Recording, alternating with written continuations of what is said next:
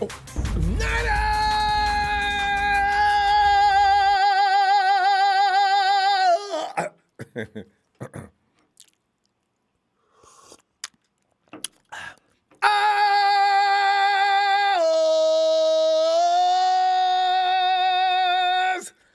Fam, I know it's late.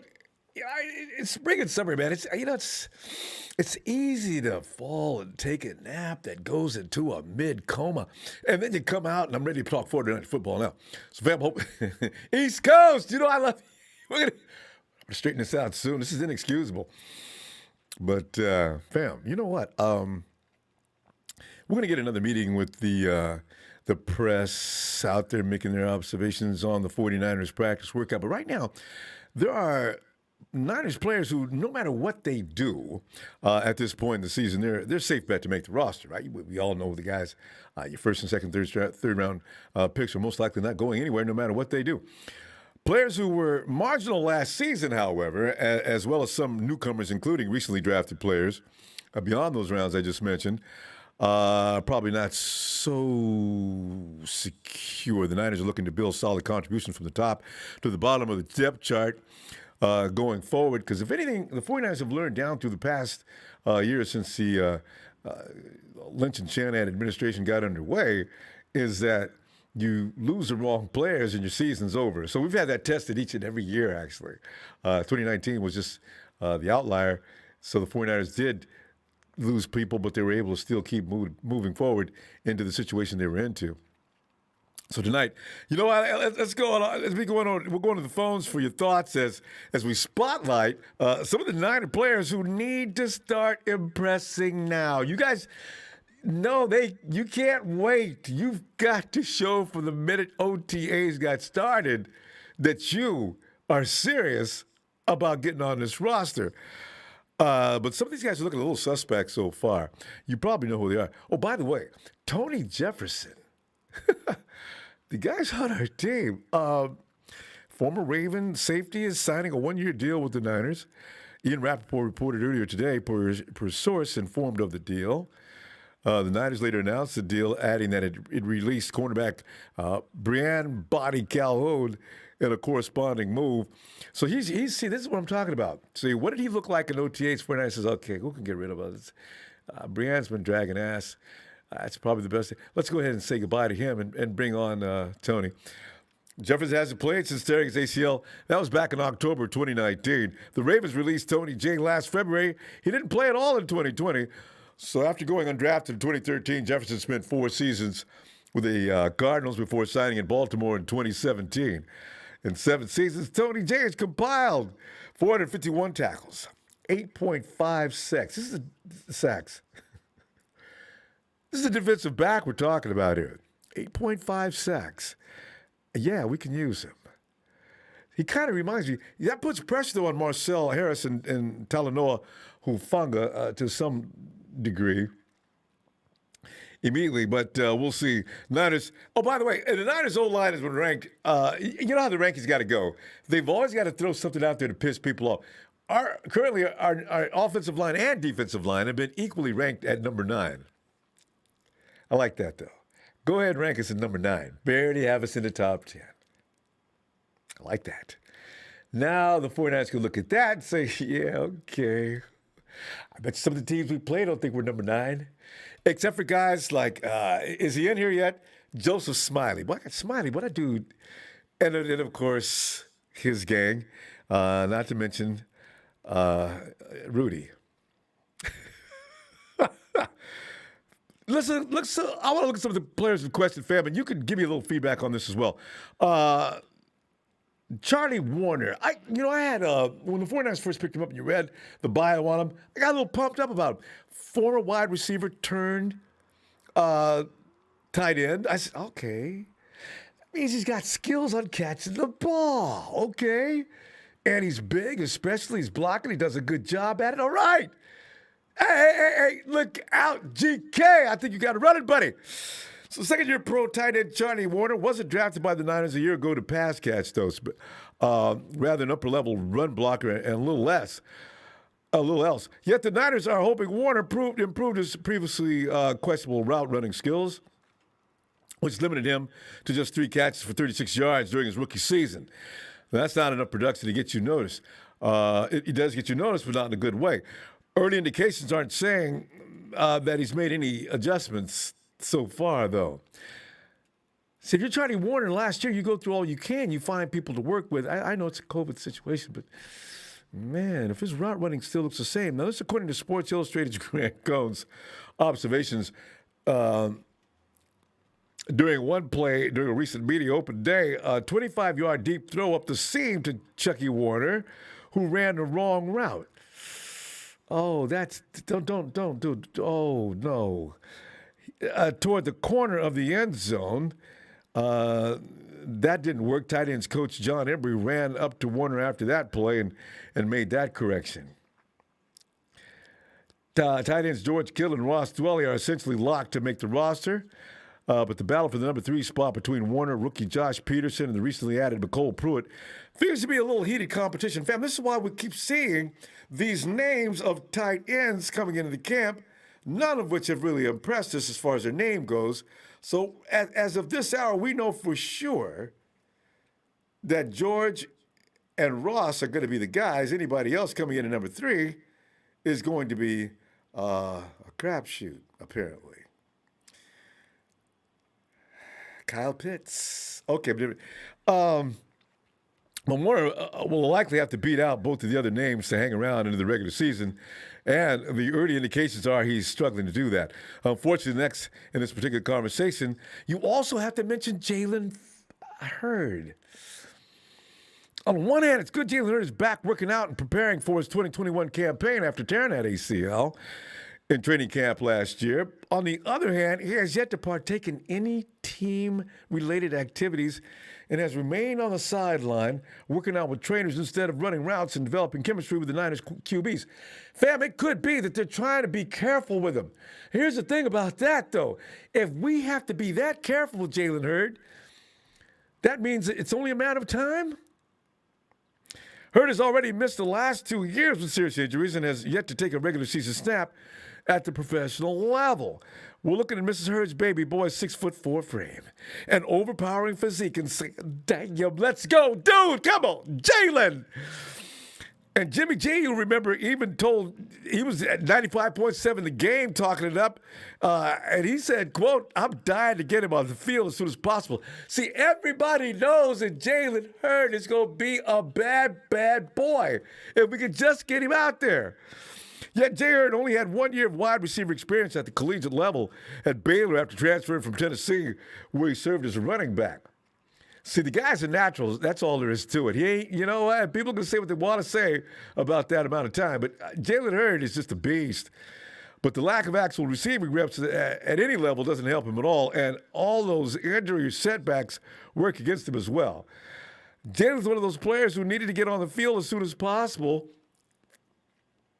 and the fact that he has yet to do that isn't working toward any benefits, although, you know, he's that guy that's not going to get cut. No matter what he does. But we need him to get out there so we can know we're going to get him in the rotation. We got a lot of wide receivers. In fact, Travis Benjamin's another guy that needs to Travis, another one of those guys that's from the Media Observed Week 2 session of OTAs. Travis B is out with the calf strain. He's 32. So you look at that and say, wait a minute, what's wrong, man? Richard Sherman had that last year. We didn't see him for the rest of the season. You going to be okay? On the positive side, though, that injury isn't considered to be serious, and expectations are Benjamin will be ready by the time training camp begins, which is very far from now. But for a receiver who has dealt with injuries in recent years and fully opted out last season, missing out on some vital time to separate from the I'm talking many other wide receivers trying to get a number 3 spot on the depth chart, could do damage to his chances looking ahead. You know, you look at Travis Benjamin, you think about that, what we got in camp is going to stop him. You know, a lot of guys, this is a surprise about what's going on so far. His absence opened up the door for one of the Niners off-season pickups, Trent Sherfield. I don't know. They haven't said a lot of good things about him yet, other than the fact that he's been out on the field, so he's seen more time. Sherfield, Mohamed Sanu, Juwan Jennings, who's been lighting it up, appear to be the top 3 candidates to round out the wide receiver room As far as the depth chart goes, behind the two definite starters, Brandon Ayuk and Deebo Samuel. Meanwhile, backup slot receiver Richie James remains in the mix too. Richie. A lot of people want Richie to excel because we figure he's had enough time here and done enough Green Bay Packer game to show that maybe, Kyle, are you neglecting the dude is not supposed to be sitting down all the time. That's Kyle's call to make, but not getting out of the field while dealing with an injury, regardless of how minor it is, won't help T. Benjamin's chances of sticking around unless he goes buck wild during training camp. It's looking more and more like he's on the weaker end of the bubble, though. Nathan Gary, why? It was a head-scratcher when the Niners signed former Eagles linebacker Nathan Gary to a free agent deal this offseason to begin with. But it did indicate the team isn't satisfied with its linebacker depth behind Fred Warner and Dre Greenlaw. We've already said things about things like Al Shire. And Flanagan Foles hasn't been on the field. You know what? We do need a number 3 guy, don't we? You look at outside linebacker Sosa or Samson Ibukum. Maybe he can also play that third guy too, but he's more built for playing the line. Gary's another one of the many players who is dealing with minor injuries in week 2 of the OTAs, and he was out with an Achilles injury. Gary isn't much of a pass coverage linebacker, although his prior work on special teams and above-average efforts against the run make him a dark horse candidate to stick around. In his absence, though, undrafted rookie linebacker Justin Hilliard, who you've heard a lot about if you're reading the dailies, out of Ohio State, seems to be making most of his chances. And that, at least according to Sacramento Bee's Chris Bitterman. Bitterman's report looks like this about him. Lance had an incompletion to running back Jermichael Hasty near the right sideline on a play broken up by that rookie from Ohio State, Justin Hilliard. And another pass batted down at the line of scrimmage by defensive tackle Zach Kerr.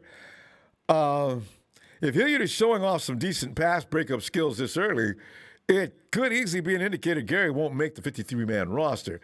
Yeah, Hilliard, he's got a long way to go. Given he's a UDFA, hasn't proven much of anything yet at the pro level.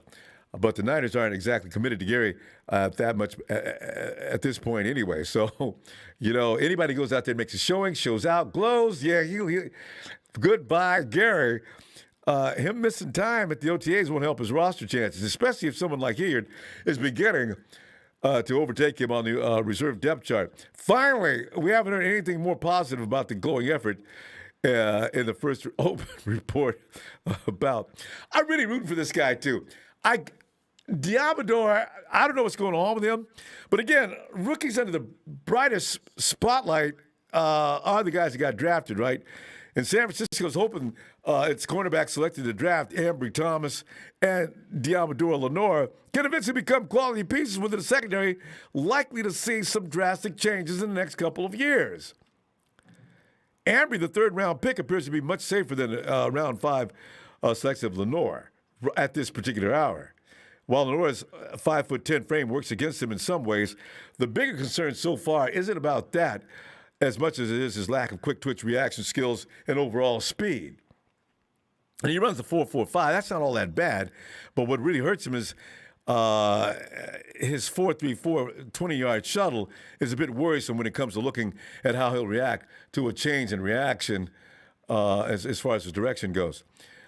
Grant Cohn's run down on him. Lenore's first week of OTA practices wasn't good, going so well at all. Gave up a long catch over the middle to Debo, who was running an over route.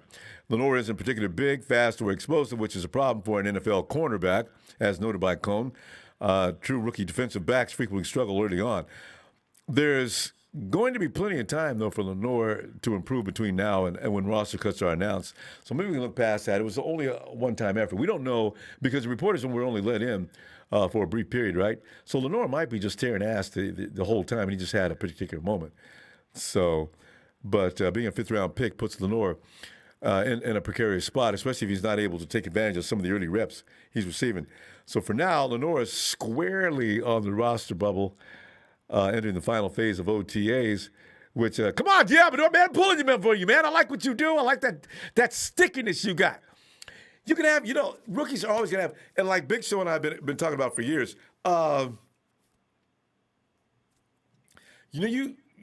It seems that cornerbacks and wide receivers tend to struggle most because it's getting used to the NFL speed to begin with. What they were doing in college, they've not seen that at the pro level, right? They're seeing one thing in college. It depends on what division you're in. You're going to be shocked by the best of the best out there, especially at this point. So, let them adjust. I still got Diablo, I got faith in you, man. I think you can do this. So we're going to see what happens to him later. Yeah. So anyway, fam, was getting T. Jefferson, was that a good idea? And do you see that being a threat to anybody? And you know what? This guy is that good.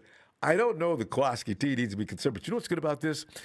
Kowalski T, who tends to find himself on the IR at some point during the season, you put Jefferson in now, we're not slowing down. You see what the 49ers are doing here? They're making sure that when we lose key personnel, we're not dead meat. So Jefferson comes in, or I don't know, maybe beats Kowalski out. I don't see that happening, but Kowalski's got too much time and experience in the system. But Jefferson comes in. Now, you look at Marcel Harris, Talanoa Hufanga, that's... You're not going to keep all these guys. We don't have enough room on the roster, right? Who's the guy that's in peril here? This is going to be interesting to see how this develops. All right. And some of the guys I talked about as far as need to step it up, who are the guys that are going to survive the step up? Are they going to continue? I worry about Charlie Warner. He's my first candidate. I'm thinking, Charlie, man, you got to hurry up here, bro.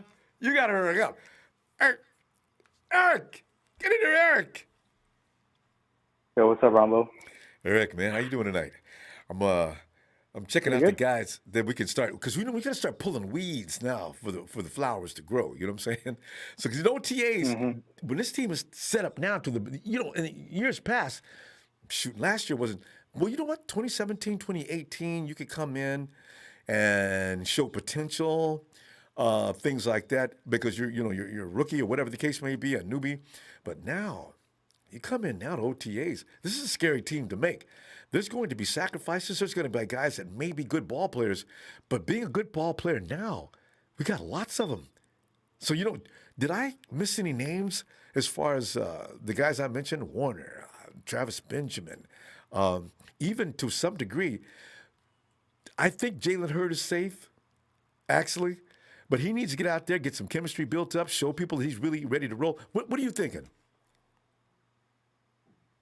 Well, I agree with you with Hurd. I think he needs to prove himself. I think he's safe, but at the same time, it's like one more, mishap and you're probably gone, And you know what happens, right? We get rid of him. Seattle is Pete Carroll's got his people sitting out in the parking lot as spies. And he gets a phone call as soon as he gets to his car. This is what worries you about guys like Jalen Hurd. As soon as we let them go, Seattle is the worst. They'll pick him up, and he'll go over there and he'll flourish. I just know it. Damn. The sloppy seconds. Huh. So, But, hey, were you talking about the third linebacker spot? Yeah, how do you feel about our linebackers? Wait, can I ask? Is Kiko Alonso still on the team? No, I think Alonso left a little while back, actually. Yeah, I think we last season, I think, or before the season was over. I thought he stayed. I might be tripping then. Don't quote me on that. I'm not. I think he's gone though. Couldn't remember. I could have swore I remembered a while back they did release him. Almost immediately after he got with us, as a matter of fact. Not sure why. Mm-hmm. He was injured when he came to us. Yeah, he was. I think he was out for the whole season. But he would have been solid, right? Because Kiko can play. Yeah. So. He would have been a good third guy. What about Kawan? You think you could see a potential return or no? I know, right? I've not heard his name mentioned. I don't know what terms he left on, Why wouldn't they call him back? And he'd take him for a lesser deal, or maybe he's out. Kwan's probably out looking for more money, though. But you haven't heard his name circulate anywhere in the league. So yeah, we Hmm. need a third person. Yeah, I think we do. I mean, other than Greenlaw and then Warner, there's not really much left there. What did you think about Alshar last year? I People say that he takes bad angles. His reactions on plays are not good. I didn't notice all that. I wasn't paying that much attention to him. He only got in on certain plays. Uh, yeah, I guess we do I need mean, another linebacker. yeah, I mean, he was decent. I don't even know if he was decent. He was probably just like I don't Average. even know what like below, yeah, something like that. But I mean, I do remember him having like a diving interception, I think, in the Eagles game, which I mean, that's pretty athletic for a linebacker. Yeah, I think he's above average though, Eric. I don't know that he's not poor. Nathan Gary is not. We need linebackers that have the ability to cover. Nathan Gary's a special teams guy. He came over from the Eagles. He's not somebody you're going to get all Hmm. excited about. He does well against the run though. Yeah. Well, I mean, I wouldn't know who the Niners would want to get. I don't know the free agents out there for linebackers. There's not that many. Maybe maybe they'll get one like when people start cutting. When teams start cutting people. I don't know. Yeah, yeah. In that case, I'll be fine with Alshar. You know, see, because here's the thing, Eric. If Fred Warner goes down, we're dead meat at that position, no matter what. you Oh yeah. know, so God, it's really tenuous situation. It's kind of scary, actually. Oh, and hold on. I want to speak about like the safety we got. I forgot to mention him. Tony I think Jefferson. that's going to be a really good pickup. Yeah, I think that's going to be a Mm, really good pickup. yeah. I think Grant said that he wasn't going to make the team. I think that's what he said. I'm not sure. Don't quote me on that, but Well, I think that guy's going to be really good. He's going to be the backup for Tart, right? yeah, he's a box guy, most likely. Yeah. Although he's had a lot of If Tart, INTs. I don't know. Well, no, you got to put him in the box. well, yeah, yeah. I think he's basically the perfect player to go behind Tart. I think that was a really good insurance card right there. I don't even know why they don't have Tart rushing more. I don't. Jefferson's got a lot of sacks for safety. This is him and he's like cut out of the same mold as Jamal Adams, I guess. So why they don't use Tart in the same way? Because I think Tart has that talent as well. But you never see Tart blitzing on a blitz or anything like that. We've seen K1 go in He more could. often. Yeah, I think he could too. I don't know why they don't. Tart could. I remember the play over in Chicago when he threw Jay Cutler on the ground and basically knocked him out. That should have That been was flagged. funny. I loved it though. He basically did a That was suplex. funny. Oh God. So yeah, I like Tart as a pass rusher on certain plays. You know what though? With D'Amico, we may see that this year, Eric, because you're going to see a little different wrinkles Yeah. with D'Amico. He's going to recognize some things that maybe Saleh didn't want to do for various reasons. So we'll Yeah, see. I don't expect the defense to be the same as what Robert Saleh was doing. I mean, I expect to see similar things, but not just the same constant. Like you don't change anything until like you have to. Mm. That Yeah, was a problem with Saleh. yeah. You know what though? His conservative thinking though, it made for. He altered that a little bit toward the end of last year because he had to. And in this case, they learned a lot though from doing that. And in Salah, if he was back this year, I'll bet he would have incorporated some of the same principles this year as he did toward the end of last year, which were extremely effective. We remain one of the top defenses in the league because of what Salah was doing. His brilliance was crazy. Oh, look at this. Too much fun. Eric, we ran out of time. Hey, all right. All right, Ronbo. Hey guys, I'll see you tomorrow. Okay. I think. Do we have Yeah, I'll talk to you later. a media day tomorrow? I think we do. If we do, I'll be right back tomorrow. All right, fam. Have a great All right, night. Ronbo. All right, later. Yeah. Hey, Brittany. Ah. Good, Rombo. Hey, Brittany. Well, Brittany, tonight we're looking at people that need to step it up and get ready to step out. Uh, there's some people that are, there's some guys that are going to make the team no matter what. But there are those who could help us. And then there are those who probably never going to help us. And we don't have any extra roster spots, right?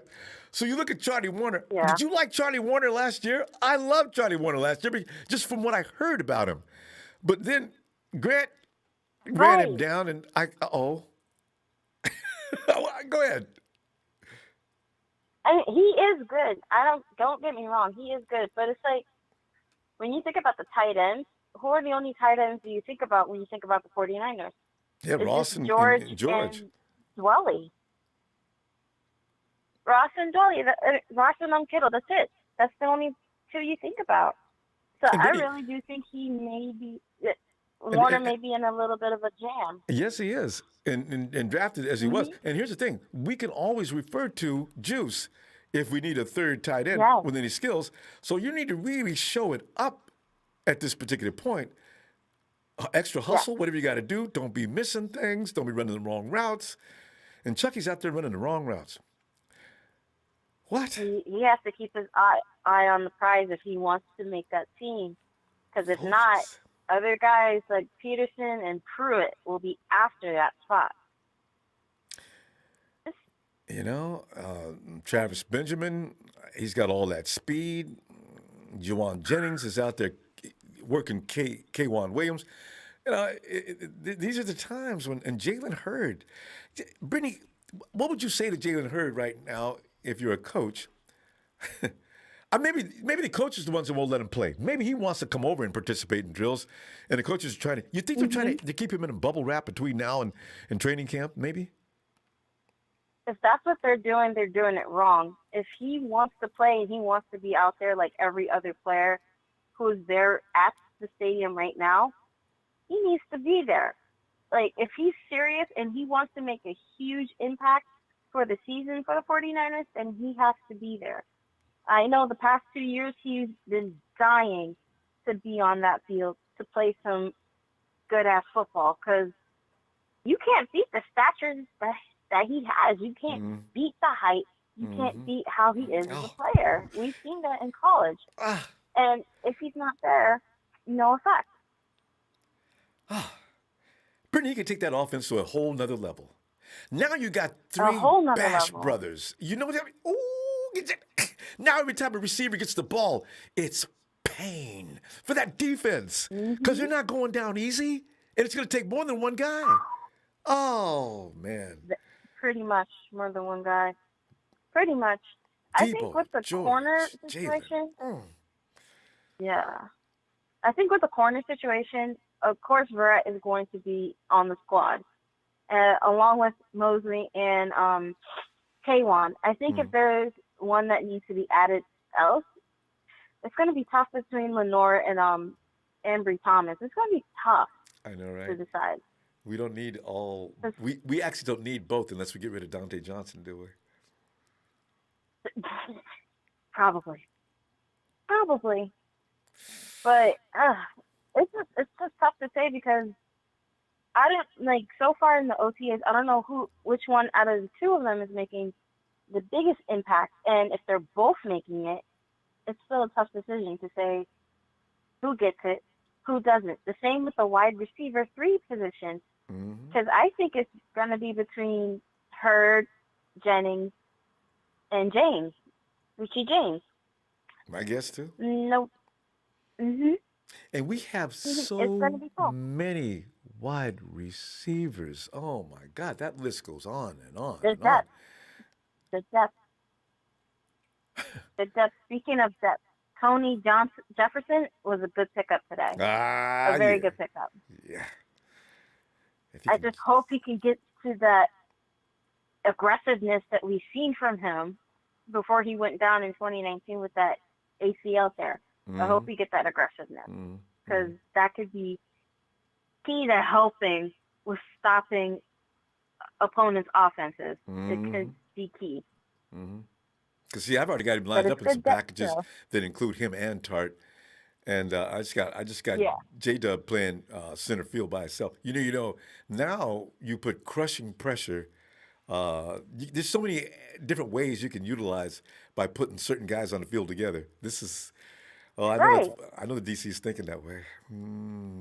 Right. And like Eric was saying, shout out to you, he's right. We will see different things that we didn't see when Sala was the defensive coordinator. But D'Amico Ryans, you're going to see different things. You'll still see a little bit of Sala's way of playing the defense, but this time you're gonna see some new tricks because I think D'Amico Ryans could make this even more deadly than what Salah did.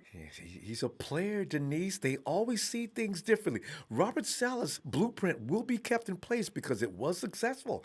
But there are little nuances and wrinkles Right. you can add and exchange and do some other things too. We're kind of looking forward to this. And Salah was my guy too. So, Mhm. I think it's a part too because D'Amico Ryans was a former player who I think played on defense, so that just adds more icing to the cake.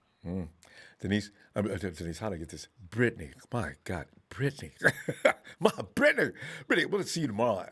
I'm thinking the media people are going to be out there tomorrow, so we'll look for you tomorrow. Okay. Yes. All right. Have a Mhm. good night, Brittany. See you on Twitter. You too. Hey, Tom. Yo, Tommy H. The what's Blues happening? man. Tommy, man, we're locked. I'm putting guys on a bubble way too soon. This is the too soon caution for some of the guys that are. And Charlie Winter needs to show up. I'm putting in the biggest spotlights on him because he's had enough time. He's had ample time to make himself known as I'm here to contribute, and he's not contributing. And that running the wrong route in the first showing at OTAs. That sticks out like a sore thumb. What? So, and Jalen Hurd, man, Tommy, take it away, man. Hurd's got to show us something soon. What I'm thinking is, Hurd says, Coach, I'm cool. Nah, Jalen, I just want you to work out over there. You've got blah, blah, blah, and blah, blah, blah is going to work with you, okay? Coach, why? We just work with me on this, okay? Just take my word for it. I got a feeling they're protecting him. I really do. Yeah, did you hear what his agent said about him? He was saying he's going to be there at minicamp and he's going to be the best he's ever been and all this stuff. See, I knew it. I thought so. Well, who would have thought that their agent is trying to push their client? Who would have thought that? Yeah, no, the thing is, the agent, he's got, this coincides with my thinking, though. The 49ers are saying, all right, let's keep Jalen out of harm's way for now. Let's not expose him to anything. Because you look at also the same thing's going on with Nick, all right? And D Ford hasn't stepped foot in the field yet either. There's certain players that they're trying to keep a buffer between now and when it's important. So I got a feeling I'm hoping that's what's going on. But Warner, I can't excuse him for that run the wrong route. So. Yeah. I don't think he's going to be – I think he's just going to be a backup. I don't see him as number 4, number 5. Maybe you got Jalen Hurd as 3, maybe Juwan Jennings 4. I don't know. We're really missing KB, man. But I know. See, people don't he was so clutch. Tommy, man, I'm glad to hear you say that, man, because I thought it was like me and a few other people other than his family were big KB fans. You know what? His sudden catches for first downs when you thought that it was over were amazing. Yeah. And some of those were through a tight window. I didn't even see KB open sometimes.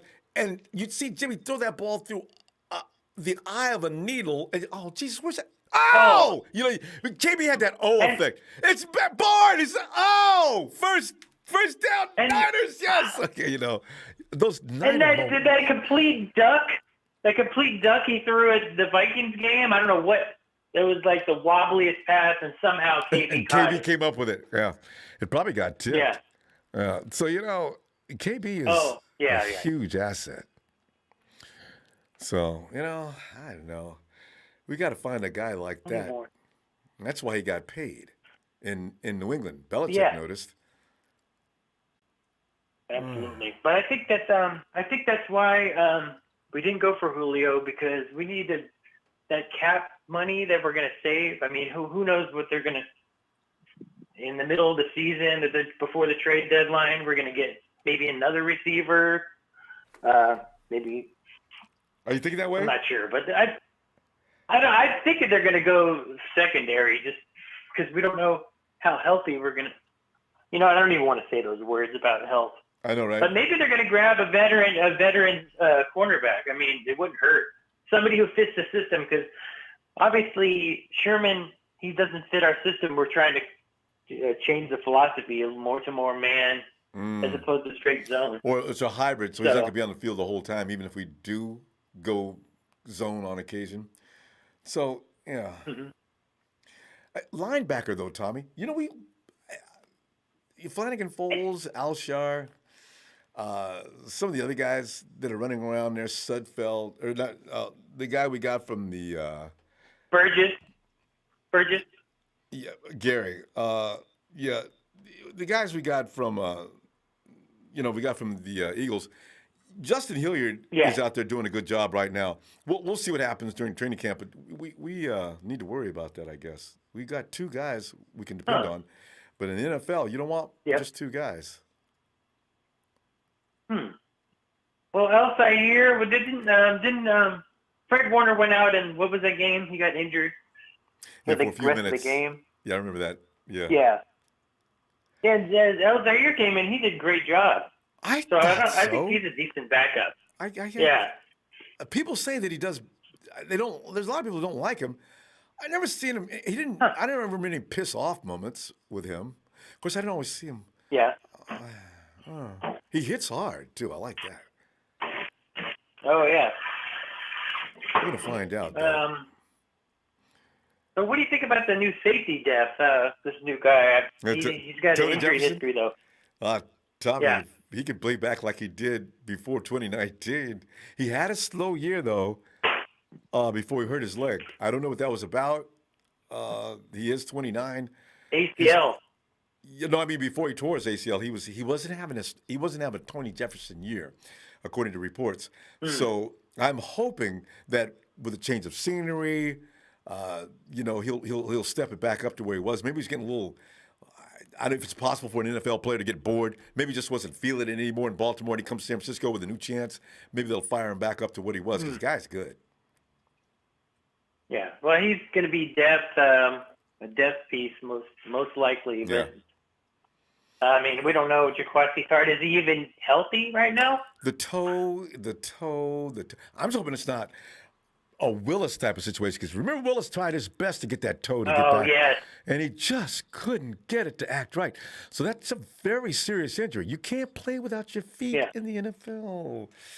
Anywhere for that matter. Yeah, and I don't see Hufanga even playing safety. I mean, he's not really that fast. He's not.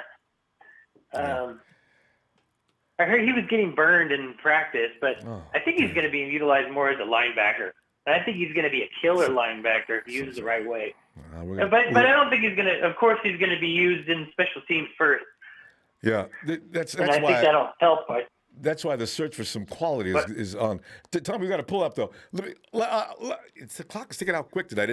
Let me see tomorrow though. Okay, I think we've got the guys, the reporters in tomorrow. All right, looking forward to that. Give best to Anna Maria. Yeah, they're going to talk. I will. And they're going to talk to Daniels tomorrow. I believe they're going to interview him. All right, good. Yeah. Oh, that should be fun. All right. Man. Have a great night. All right, have a great night. See you tomorrow. Thanks, Tommy. Later. Yeah.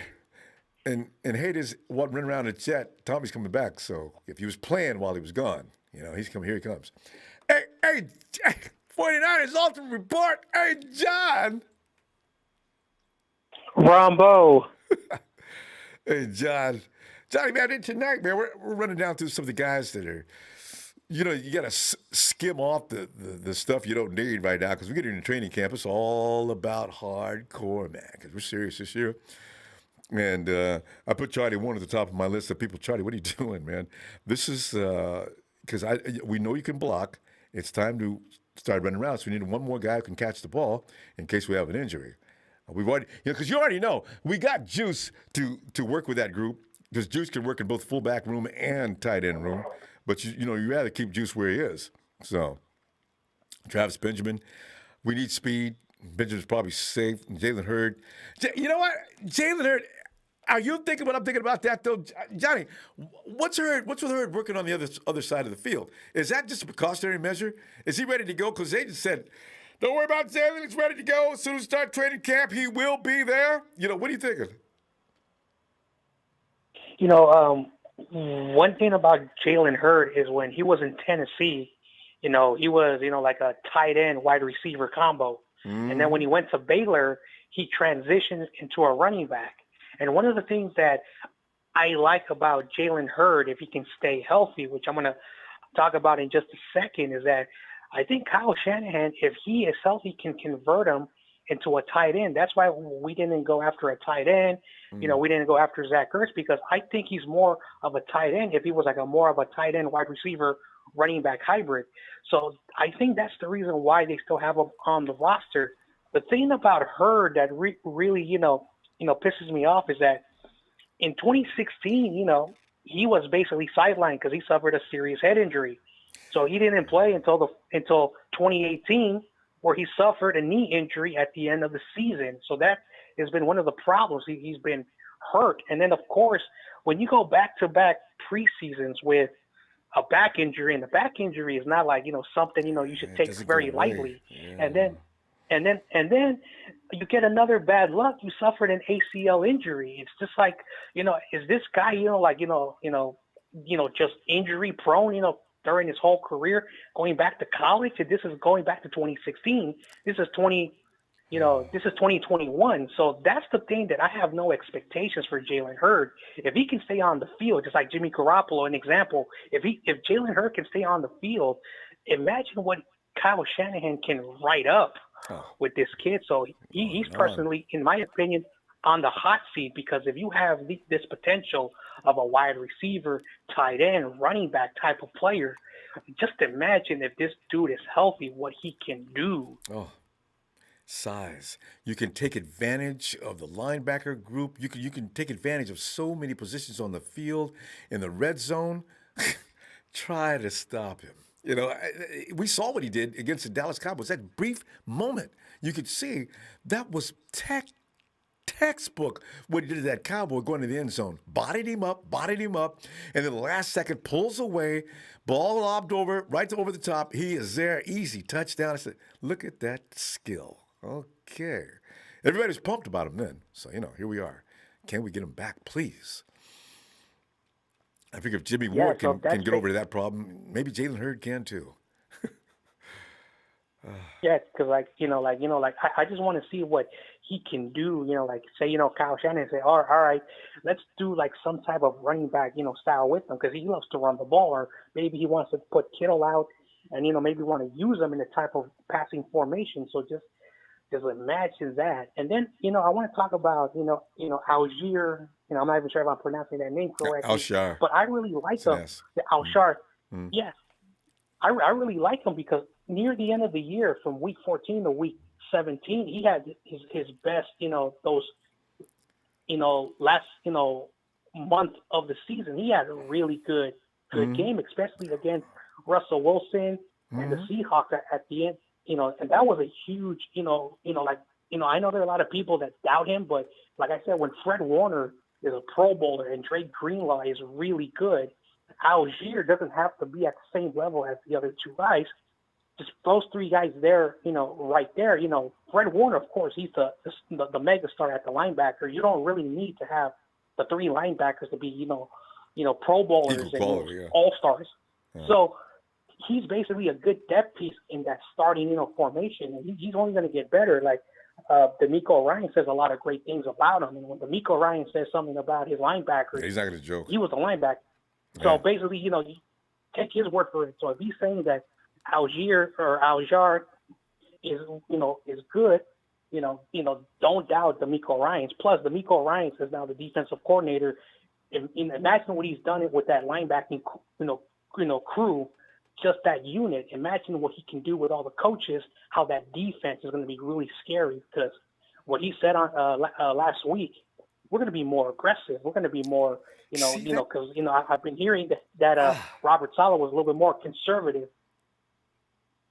But Robert is always preaching all gas, no brakes. So when he says they're going to be more aggressive, I can't imagine what that's. I can't wait to see what that looks like.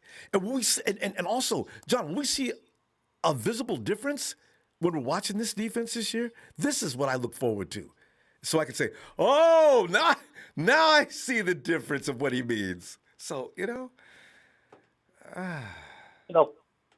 Plus, if you really look at that front seven, Ibukam, Armstead, Kinlaw, Bosa, and then you have Fred Warner, Dre Greenlaw. That's a very good unit in the front personnel seven. wise, yeah. And then, of course, you look at our corners, like on paper, with just imagine, how that defense is going to look if everything is perfect. It could be like a symphony, because, like I said, just Bosa being there scares, offensive line.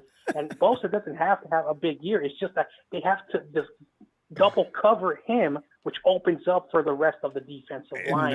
And that's going to be dangerous to have a couple of them this year. Because I still think the problem is going to be Javon Kinlaw. You double up over there, you're going to let that big beast loose.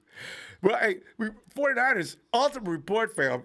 John, we're out of time. Let's see tomorrow. Should be fun.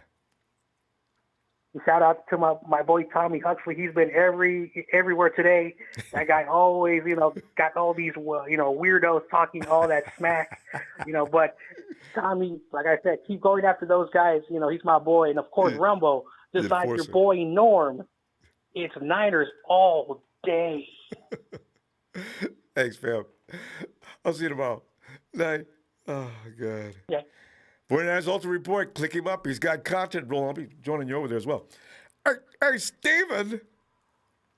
Yo, what's up, Ronbo? Steven, man, we're looking at some of the guys that are walking on thin ice. It's so funny because I'm not putting Jalen Hurd on there, but his name is listed as some of the guys that have got to come correct right now. You know what? It's OTAs. It's okay. But they need to get out there and develop chemistry, especially for a wide receiver, right? So I'm thinking, okay, Jalen Hurd, we need to be prepared for what he's going to look like when he finally does hit the field. He's going to be a little rusty. His time is going to be off.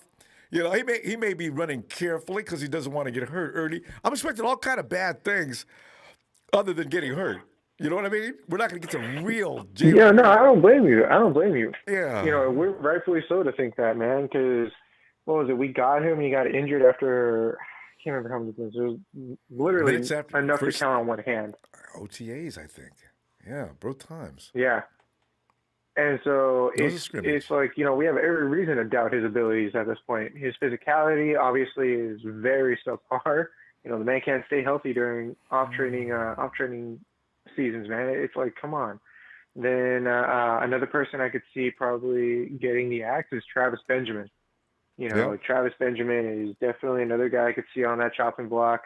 Charlie Warner, just because of Michael, what's his name? That other tight end. No, we signed a couple people. Oh yeah, Peterson. Because that's the thing. If you're gonna come in button up, you can't do that now. You've got to put it all out there. So yeah, and that's the thing. Because we got Dwelly, who is like a really good, catcher. We have George Kittle, who can do both catching and blocking, and then we have Michael. Oh, you know what? Yeah, it's funny. I just realized you're talking about Pruitt. He spells his name wrong. Yeah. I bet everybody bothered him about that when he was a kid. Why do you spell your name Mycole? Anyway, yeah, Pruitt is not going to get cut. So yeah. No. And so we're going to see a lot of players that we don't want to see get cut, but they're going to have to get cut. It's just going to be better for us. They're probably just going to go back down to the practice squad, if anything. I'm going to go ahead and say right now, though, the one person who I can definitely for sure see getting cut without any hesitation, and no one's going to remember him, sadly, is Nate Sudfeld. Easily. That man is going to be gone. Hey. No one's going to blink an eye. No tear is going to be shed. Steven, it's just going to be that one clean cut. You've already penciled in Josh Rosen then to take that spot. Am I right? Oh, yeah. I've already. That's a God-given thing right there. You He's mentioned that the other day go. and a few times after. Okay. Mm-hmm. Yeah. I saw Sudfeld in that one game that he shouldn't have been playing in with the Eagles, and I didn't know who he was, but I didn't see why they pulled is his name Hurst? Who's their the guy they drafted? Jalen Hurts. Yeah, I didn't understand why they pulled him. Yeah. And he was standing on the side and looked like WTF, And as you mentioned, Sudfeld was looking like, what? What was that? Why? And then we bring him to San Francisco, and I says, we have a coach that was over with Philadelphia last year is one thing. So that's why I think they brought him too. That actually is the reason why, believe it or not. That is the actual reason why he ever came here. He thought he would have a better shot, but then you've got Jimmy Garoppolo being healthy. You've got Trey Lance, who's a starting, well, not a starting rookie, but I could say like a secondary rookie who with a lot of promise with a super high ceiling. You have Josh Rosen, who has come off of 2 bad teams with a lot of talent and a lot of power behind his arm. I mean, you're kind of already you're already on an uphill battle. Yeah, Johnson's already gone. So now who's next? Yeah, Nate Sudfeld, Charlie Warner, and first guy Jalen Hurd. You know, those are the guys I could see getting cut. Sadly, but surely, it's the truth. And then, Austin Watkins, that's another guy I want to talk about. That guy can't seem to get open during OTAs. Imagine that, It's going to suck, but, we got to do what we got to do what's best for the team. Now, do you know anything about what you got, Jefferson? Yeah. Tony Jefferson. No, I do. Do you know anything about Watkins, though? Because I've never heard of him until now. Did anybody ever consider him a good ball player? I can't remember. The only time I ever heard the name Watkins was Sammy Watkins. Yeah, he's related, I think. And he's a cousin? What was it? Or something.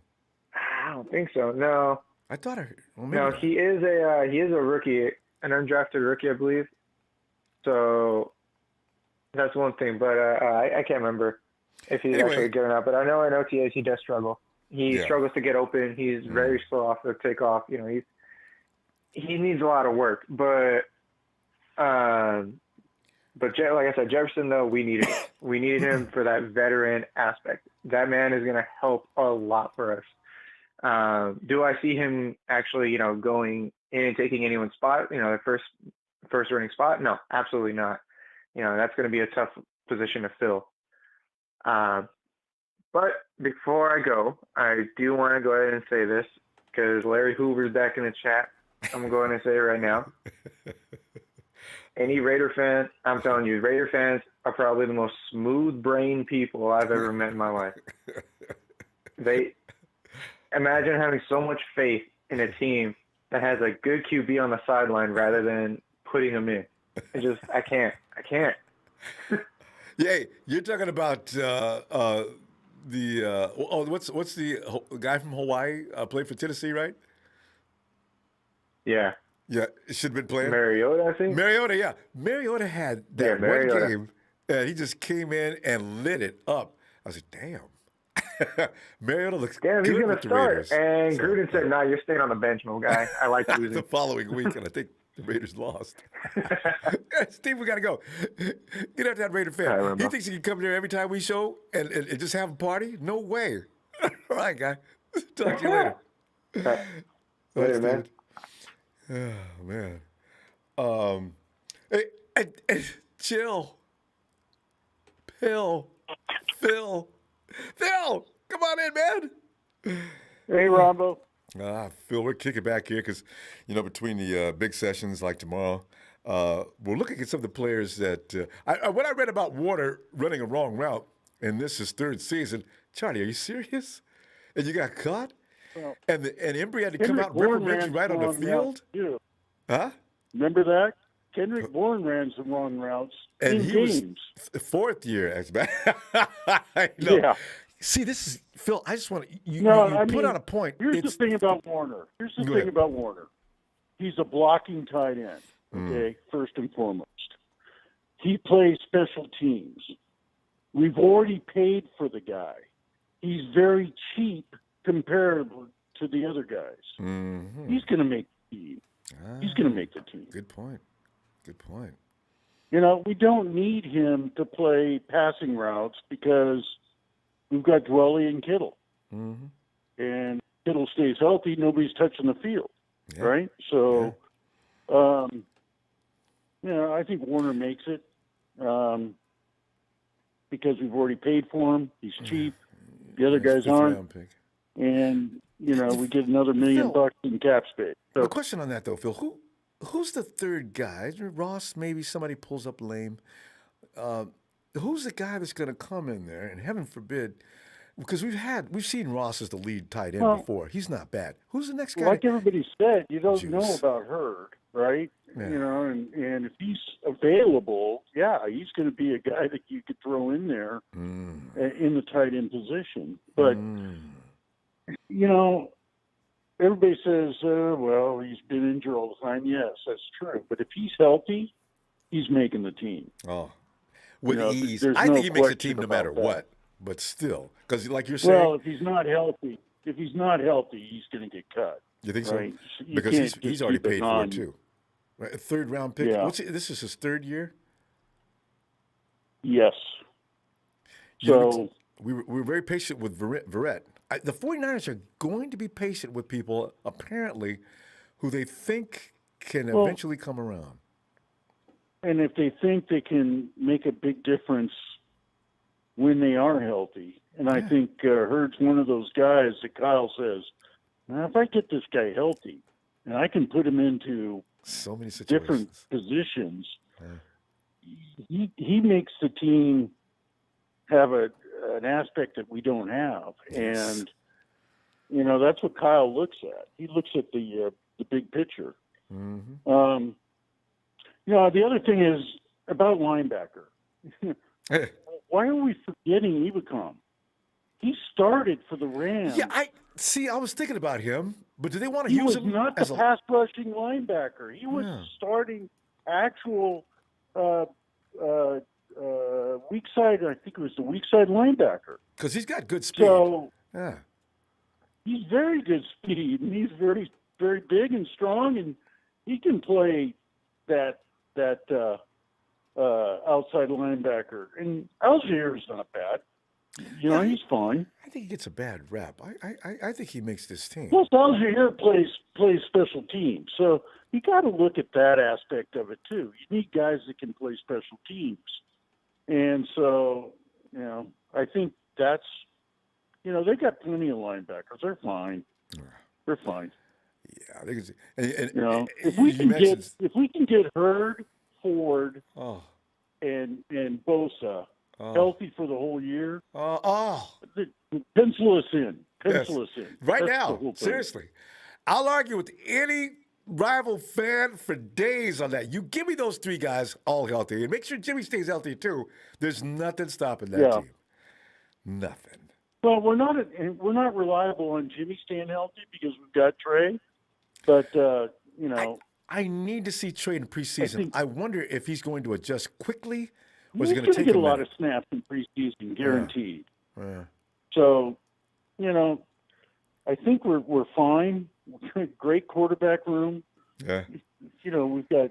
You got Rosen, if nothing else. The thing about this safety, he's just dummy scrimmage hero, guys. Tony Jefferson? Until Jakarski gets his toe right. So, we got Hufanga, we got J-Dub. We're fine. And then I think the two rookies are making the team behind the other three corners. Yeah, Diamador. Yeah, Aubrey and Diamador are both making the team. Yeah, Aubrey especially, Yeah, I mean, the thing is with those guys, they're so cheap against the cap. They're gonna, that's a big, huge savings.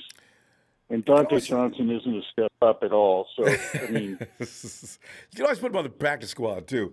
The way the practice squad is set up now, it's like having your own bank account. So not so easy to cherry pick players unless you really want to. You're gonna have to spend a lot as far as your roster goes. Yeah. So yeah. So we'll see. We've got a long time before the first game. So we've got all of training camp. We've got all of preseason. And there's going to be some guys weeded out. And there's still going to be some free agents possibly out there. Still waiting on that. A lot of teams still have to cut. I mean, now Tennessee is $12 million under the cap. Over the cap. They've got to get rid of some players to make up for restructure already for Julio. They had $3 million. That's all they had. I was shocked. There's 6 teams that can't sign the rookies. God. So there's going to be some cuts. Yeah. So just sit tight. Wait till they get coming out. There's going to be some players out there. We may get our third wide receiver out of the cuts, but All right, Phil. Patience. Phil. All right, Ronbo. Outstanding stuff as usual. We'll see tomorrow after Grant Cohn and his buddies go out there and make their assessments. All right. I'll hold my breath. Okay, bye. All right, bye. Grant's got a solid reputation on that, though. Grant will say something bad about a player in a heartbeat. I take that seriously now. Okay, he did what? Okay. Pablo!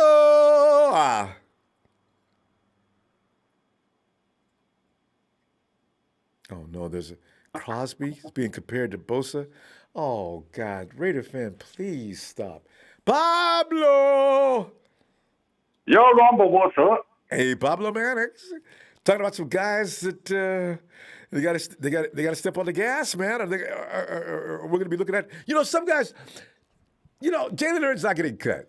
No way is he getting cut, right? But he needs to show people that he can play for this team, right? Then you got Charlie Warner, the tight end we drafted year before last.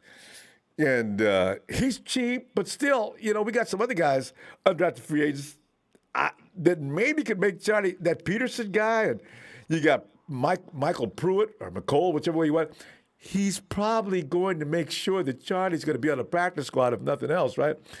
And you look at, somebody mentioned Nate Sudfeld. That was Steven, who doesn't like him. Hey, Pablo, Travis Benjamin. Richie James probably wants that job. I see Travis and Richie as fighting for the same part of the planet. You know what I'm saying? So looking at these guys, what are you thinking? Jalen Hurd, Travis Benjamin, Charlie Warner. Jalen Hurd, not so much. The guy named Gary, the linebacker from the Eagles. Does Gary make this team? It's going to be interesting to see. What are you thinking? And also, hey, Tony Jefferson's on the team now from Baltimore. Guy was a stud when he was playing. Does he make a difference? Do we have any other guys in trouble?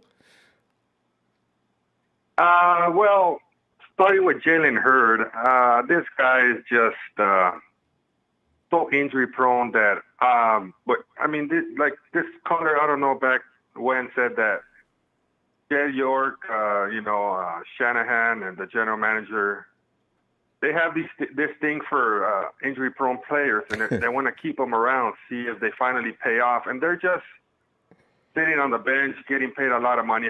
If I had some advice for Jay York, I would ask these injury-prone players to get injury insurance so he could save some of his money. Because I'm not paying. Yeah, exactly. Yeah. So somebody should email Jed York that because he needs that desperately. Some good insurance, Geico or Allstate. I don't know who. But one point that I wanted to make on the wide receivers is that another caller mentioned, and I agree with it, is that the West is stacked with number one wide receivers. I mean, I hate all the West teams that are in our division, like the Seahawks have DK and the other guy, Dockett. The Arizona have D-Hop and Lockett. The Arizona Cardinals, they have D-Hop and the other wide receiver they just got. The Rams, they only have Cooper Kupp, but he's kind of injury prone too, so they're not really a threat. I mean, we own the Rams. They're nothing. Actually, they've got one more. Robert Woods. Woods is probably, at this point, Woods probably should get a little more love because actually he's pretty good. I think Woods is over there, right? Yeah. But they do have guys with lots of experience who have been doing pretty good work for years. So we got rookies and second tier guys. I really wanted Julio Jones though. Julio Jones. Yeah. I mean, we could have pulled off a move. I mean, I don't know why Kyle didn't call Julio. Hey Julio, we're getting this. We're getting this 6th ring. You want a Super Bowl ring or what? I mean, come on, the Tennessee Titans. Come on now. Are you serious? He's going to be with A.J. Brown And they've been running mostly because they got Derrick Henry, right? So they're going to be throwing the ball a little bit more now because both Brown and Julio. Oh, that's a good combination. Tennessee knows what they're doing. They can't afford him either because using that reasoning is not working. Tennessee didn't have any money. They got him. They gave up more than anybody else is going to give up. Though they gave up a lot of picks and went in debt. Yeah, $3 million they had, $3.4 million. That's all they had left. And they're going to sign a guy that they picked up his full contract, too. Ooh, 15. Yeah, I mean, Julio Jones is Julio Jones is kind of at the end of his career, but I think he's still got a year or two good left in him. And I mean, we could have, since T.O., we haven't had a true number one receiver that could, the safeties can't play the box. They have to, stay back because if number one, like Julio is there, then they have to respect the deep shot, Mm-hmm. I mean, he would have been perfect. Oh. They would have been perfect. That way the safeties don't play the run at a time. That's why our running backs get hurt. So many get hurt because they just run, and they get hit too many times. Mm-hmm. And remember, we went for OBJ, and that failed. They skipped out on Julio. I don't know that when D-Hop went to the Cardinals for the price he went, do you know that jerk guy that was running O'Neal? Is that what is there? The guy that was over in Texas that just let him go for a box of cornflakes? I couldn't believe it. And I said, I was mad about that too. It's like, why couldn't we get him? Yeah. Come on, John Lynch. John Lynch, what are you doing? Man. In our division, I mean, D-Hop with the Cardinals. Yeah. DK Metcalf. Pablo, man, every time people call it, I was saying, DK. I wanted DK Metcalf so bad. I love Debo. But DK was, damn, that dude he's like is a monster. He's a T.O. 2.0. He reminds me of T.O. a lot, even though I don't like T.O., but he's a big, badass receiver, And now we got to deal with him twice a year, every damned year. Yeah, we do. And the other thing that I wanted to mention is that, this year was a Super Bowl hangover, or last year, whatever. And ever when Jimmy and George went down, I think Shanahan should have been okay. We're in a Super Bowl hangover. We're just gonna cruise and go for a number one pick. We would have saved all these picks that we wasted on Trey Lance. I mean, we didn't waste, but I mean, it's a project still. We could have got Trevor Lawrence or. And not wasted those first round picks. Yeah. And we could have got Julio one of those first round picks. Actually, one first round they would have given us. Yeah, also. And if you wanted to trade up, Kyle Pitts would have been fun. Oh yeah, Kyle and George Kittle. Oh man, it's game over.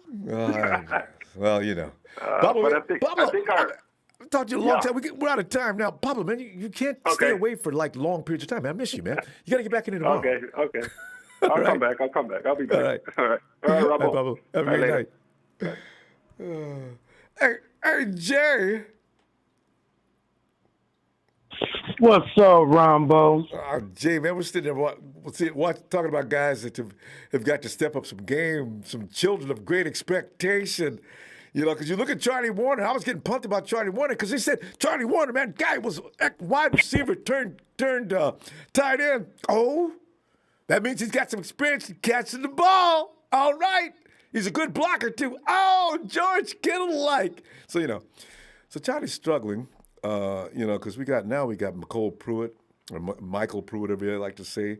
He's probably going to put Charlie back another notch, and you got this guy. Dwelly's already going to take him back, so that's 3. Josh Peterson, I don't know anything about him or how he looks out there. But, it's time for Charlie to make his move. So, otherwise he's going to be in the practice squad. We're concerned about a linebacker situation because that dude Gary from England, Eagles, not England, Eagles. Apparently he's not going to make it, but the guy named Hilliard, an undrafted free agent, might do it. So you're going to see some fatalities here in a minute if people don't step up. Jalen Hurd is on the list of people that need to show themselves immediately, but I don't think he's in any danger. So, But what are you thinking about the players that? And did I leave anybody off the list? You know, Travis Benjamin too. He took off last year because of COVID. Now he's got to come in blazing this year with both barrels. So, well, we got Tony Jefferson's on our team too. Is that okay with you, Jay? Yes, sir. My thing is, Ronbo, and I didn't think we should have drafted Charlie Warner in the first place. I thought we. Okay. I'm just being honest. No, Had that's the first time I tight asked you about him. I didn't know that. Okay. Yeah, I thought we shouldn't have drafted him. I think he was a wasted draft pick. I think it ain't. I just feel like we needed to address add some more pass rusher at the time. But because D4's got everybody worried. I agree. Yeah, he got me. He got me a little worried. So, it is what it is with him. I'm done with D4 really. So, but yeah, but truthfully, I didn't want to draft him anyway. But it is what it is, and this is where we're at. So, he probably won't make the team. I don't think he will because, in fact, we're gonna have. Then we got that tight end from the Titans too, right? Pruitt. Yeah, he's already at number 4. Pruitt's gonna beat him out, no doubt about it. Right. Didn't we sign Delaney Walker or that we cut him? It was between Pruitt and Walker. And Pruitt beat him out. I don't know what Delaney looked like during that day that he was trying to. Yeah, he's old, but I wouldn't mind him retiring as a Niner anyway. I know, right? Yeah, we got that. Anybody who's loved the Niners for a long time. Yeah, we'll bring those guys back in a heartbeat. Exactly. Come home, get your retirement, and go right out to the sunset. Because I'm still waiting for Frank. Yeah. Yeah, I'm still waiting for Frank Gore to come. You know what I'm saying? Do his thing because. He loves the Bay Area. He loves the Niners. We just couldn't keep him because as the price, and he was just too old. But he's still doing his thing. So yeah, I hope he come back and retire as a Niner. Hey, but Jay, you know what though? Remember that year that we were told that Frank. Trent Baalke went and told us he's going to make Frankie an offer, and we got all excited. Said, okay, because we just drafted Carlos Hyde, right? So let's move Carlos Hyde into the limelight, and Carlos was okay coming in every now and then for downs for Frank, but he wasn't Frank. And then Frank still had 2 or 3. Definitely ain't no Frank Gore. Yes. So that's what people fail to realize that he Frank was better than him at the age, you know what I'm saying? Even now. Yeah, exactly. Exactly. That's what I'm saying. Frank Gore was better than him. I guess because they looked at you. Yeah. He was younger than Frank Gore, but Frank Gore was always better than him. Well, the running backs, that usually makes a huge difference because running backs get beat up, and, they're worn down. Yeah, and he get longevity. You know what I'm saying? With him having 2 knee surgeries in college and then having longevity in the NFL is remarkable. You know what I'm saying? I love Frank Gore. I hope he comes and, come home and retire as a Niner. You know what I'm saying?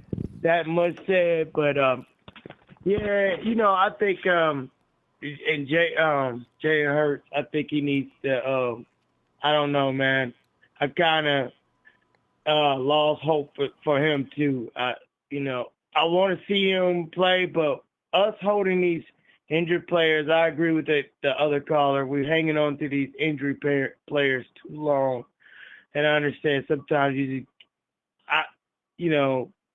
had that one game in the preseason, and everybody's like.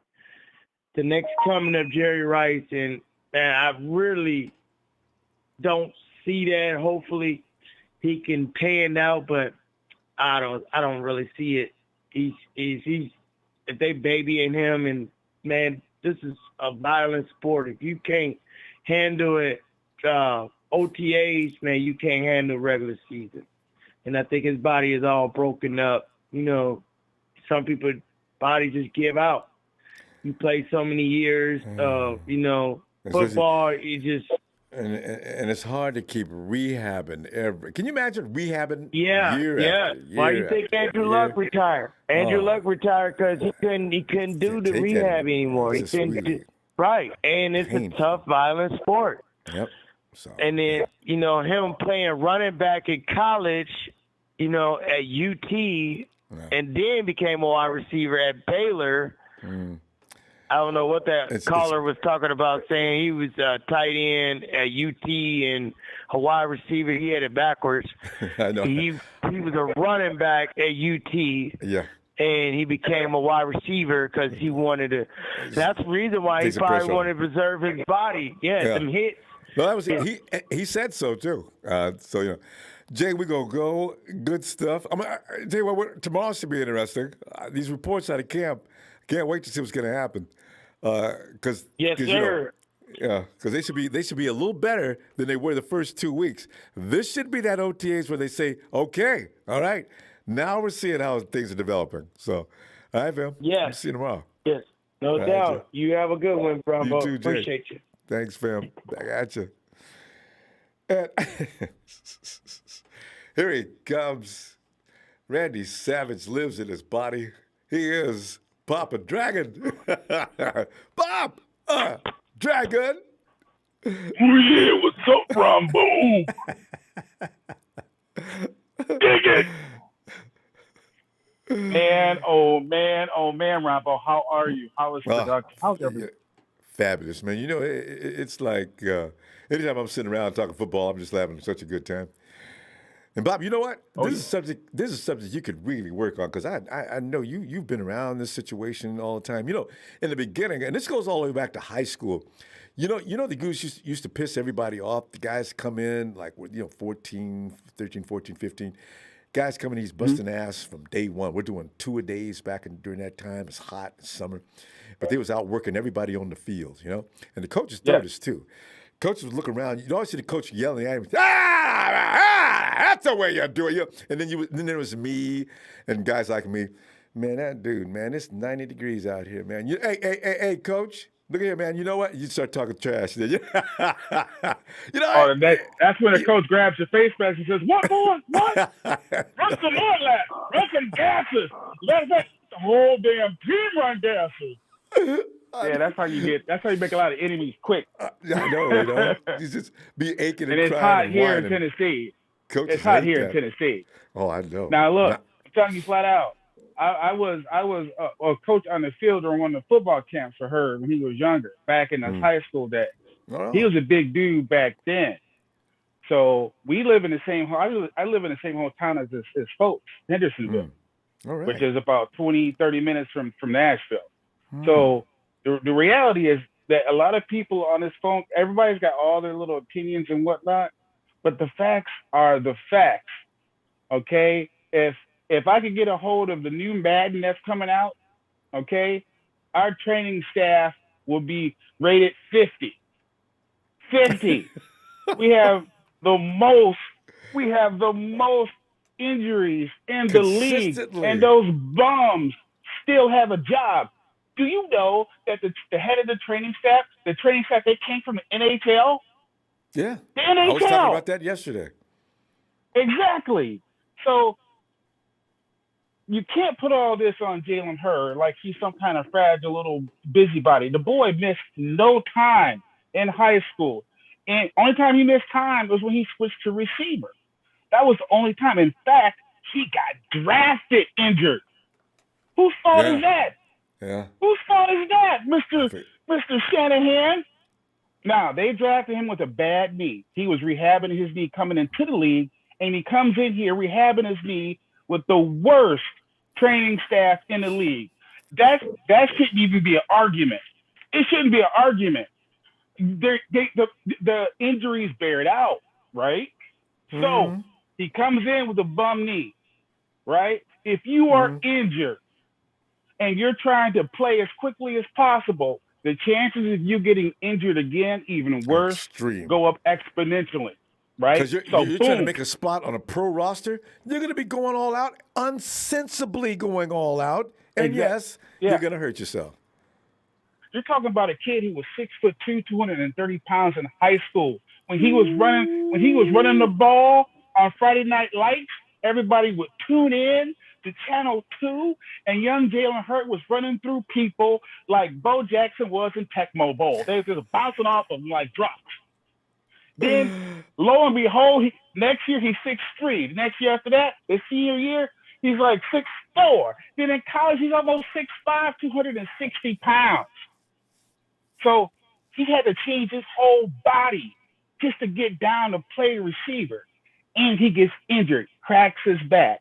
So you tell me that a guy that is on the sideline, working on the side with this bum training staff, and he tears his ACL, how do they still have a job? So this is what I would do.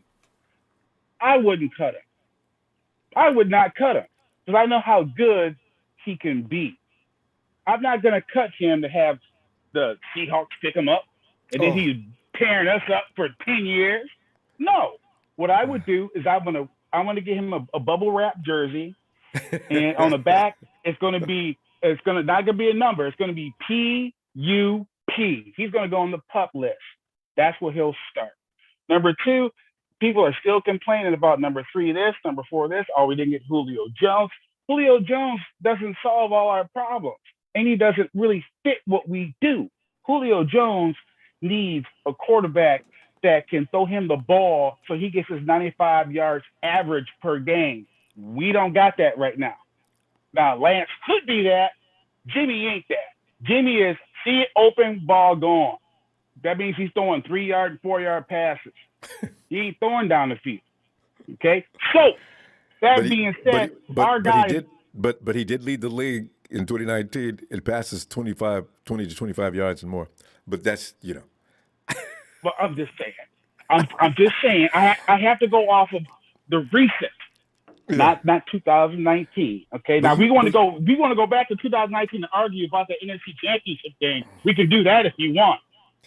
But Bobby, I'm not going to go there. We still need somebody to take the top off the defense.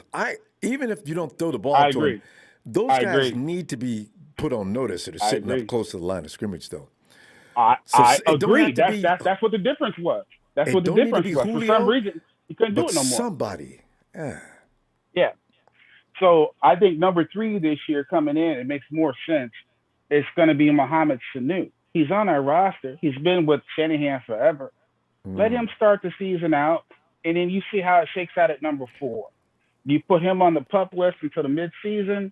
Then at that particular point, start getting him into the game, get him practicing and things like that. But right now, for people to sit there and say, oh, he's got to play right now, he's got to do this, he ain't got to do nothing. He ain't done nothing in 2 years. It's unfair to even say. It's unfair for us to even say, get out there and play. Exactly, because he might hurt himself again just because, again, I don't trust our training staff. Do you trust them? No. Do you trust them? What I want to know is, how some guys are out there to make sure you warm up properly and things like that. I still think, and it's the nature of just about every ball player, is to come in late and not do proper warm up. I wonder if he's one of those guys. God, I hope not. But anyway, he is not. Not based on my knowledge. Based on my particular knowledge, the only thing he rushed was playing for the 49ers. That's what he rushed.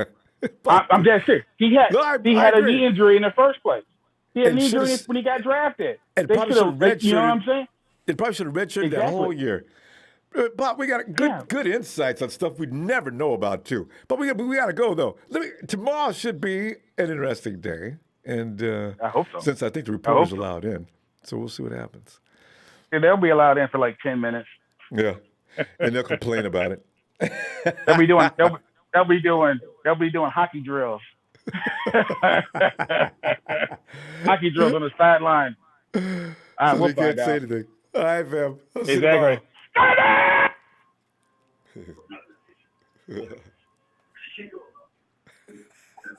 Watch, he's going to come back in suddenly.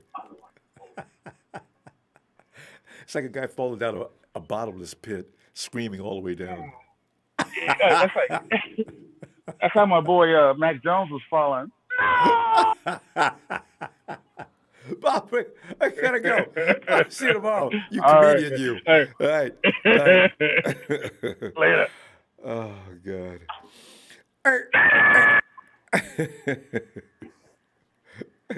Yeah, wish me a happy birthday. Thank you. Although this reminds me when I go to restaurants and your friends all sit up and tell the restaurant people, yeah, it's his birthday today. Come out and sing happy birthday to him.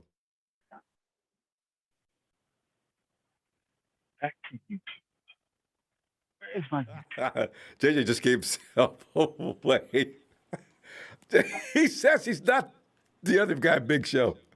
Hey, yo, hey. Hey, Guerrero! He said, Ronbo, it's Super Bowl. It'll be Titans and Niners. Let's go, Niners. Oh, God. Guerrero's already got the Titans winning it all in the AFC. Man, you know, they did give the Chiefs hell. Didn't they have the lead last year and lost in the last few minutes? The Chiefs got that down, don't they? They get their butt beat for 4 quarters and somehow come up. Yo, D-Flow! Yo, Ronbo, what's up? D-Flow, man, we're sitting around and looking at guys that's got to step it up, man. You know, Jalen Hurts about to... Jalen Hurts, everybody looks at the other guys. You look at Charlie Warner, you don't get worried about Charlie Warner because Charlie Warner's probably... We got other tight ends who's going to beat him out anyway, right? But he needs to step it up. Yeah, I'm not worried about Warner. Yeah. It's only his second year. Actually, he was a rookie. Last year was his first year up. So Charlie's got to come out and actually assert himself a little further this year. Because, you know, we need a third guy. And Michael Pruitt is probably the guy that's going to be that guy. Because you don't want your production to fall down if George Kittle gets hurt. And George gets hurt sometime every year. George, he may be out a game or so, but, you know, George does go down. It's because the way he plays. He plays hard. That's what happens. And so... Oh, yeah, he's physical. Yeah, and you know, you look at Travis That's Benjamin. Why Debo gets hurt too, because he plays physical. You know, those guys that's what happens when you play physical. No, man. Yeah. But Warner, I'm not too worried about Warner because it's only his second year. His first real official training camp, and also like they want somebody who's solidified. And with the Jalen Hurd, if people have all their faith in Jalen Hurd, they might as well have all their faith in D Ford because man, it's an injury prone. It's a vast injury prone. So they better have that same passion about what you call it, D Ford is going to play this year. You know, because it's a back injury. You know, like this guy got hurt playing against third and fourth string corners and safeties. Mm-hmm.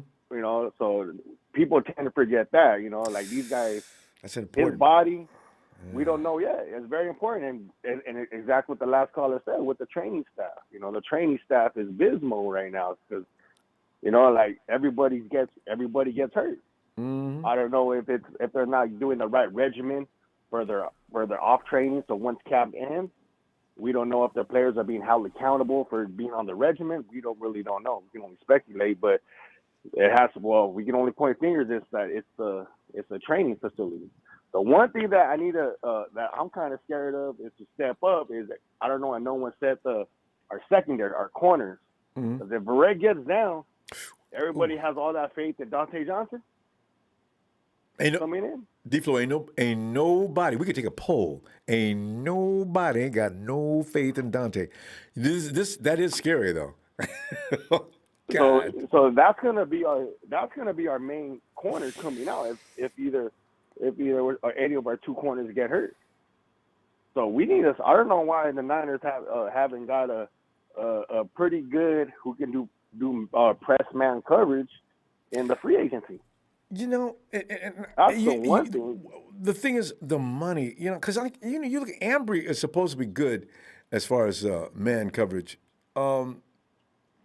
Lenore got exposed. Yeah, that boy hasn't played over a year. Has he ever been out? Over a year. Oh no, I thought he was. Yeah, he was. Well, that's right, because last year his school didn't play, right? No, they did play, but he opted out for COVID. He didn't want to play. Okay, for COVID. yeah. But if he would have played, we would have probably would have not got him in the third round because he's a what?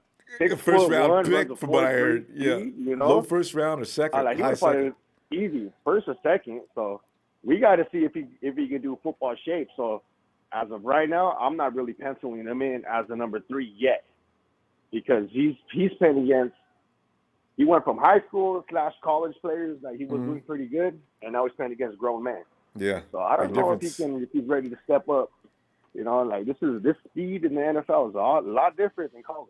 Mm-hmm. And cornerbacks and wide receivers struggle with that. No, unless you're Lattimore over New Orleans, usually they always come in and it takes a minute for them to get adjusted.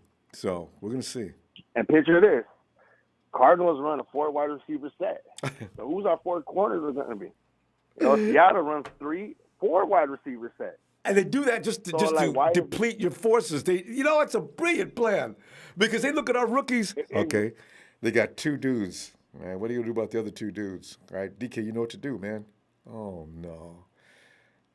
That's why they spread it out. That's why I really don't know. It's pretty good. That's why they got some 2 corners in the draft. I was very happy with that. But I was kind of mad that we didn't get a veteran who can show these guys. And Sherman, man, like I really don't want him back, but we need that leadership. We might have to. Really have. Just what you're saying, D-Flow, we might have to. I forgot about some teams are going to run those 4 wide receiver sets just because they know we can't counter. Not only that, this is a passing league.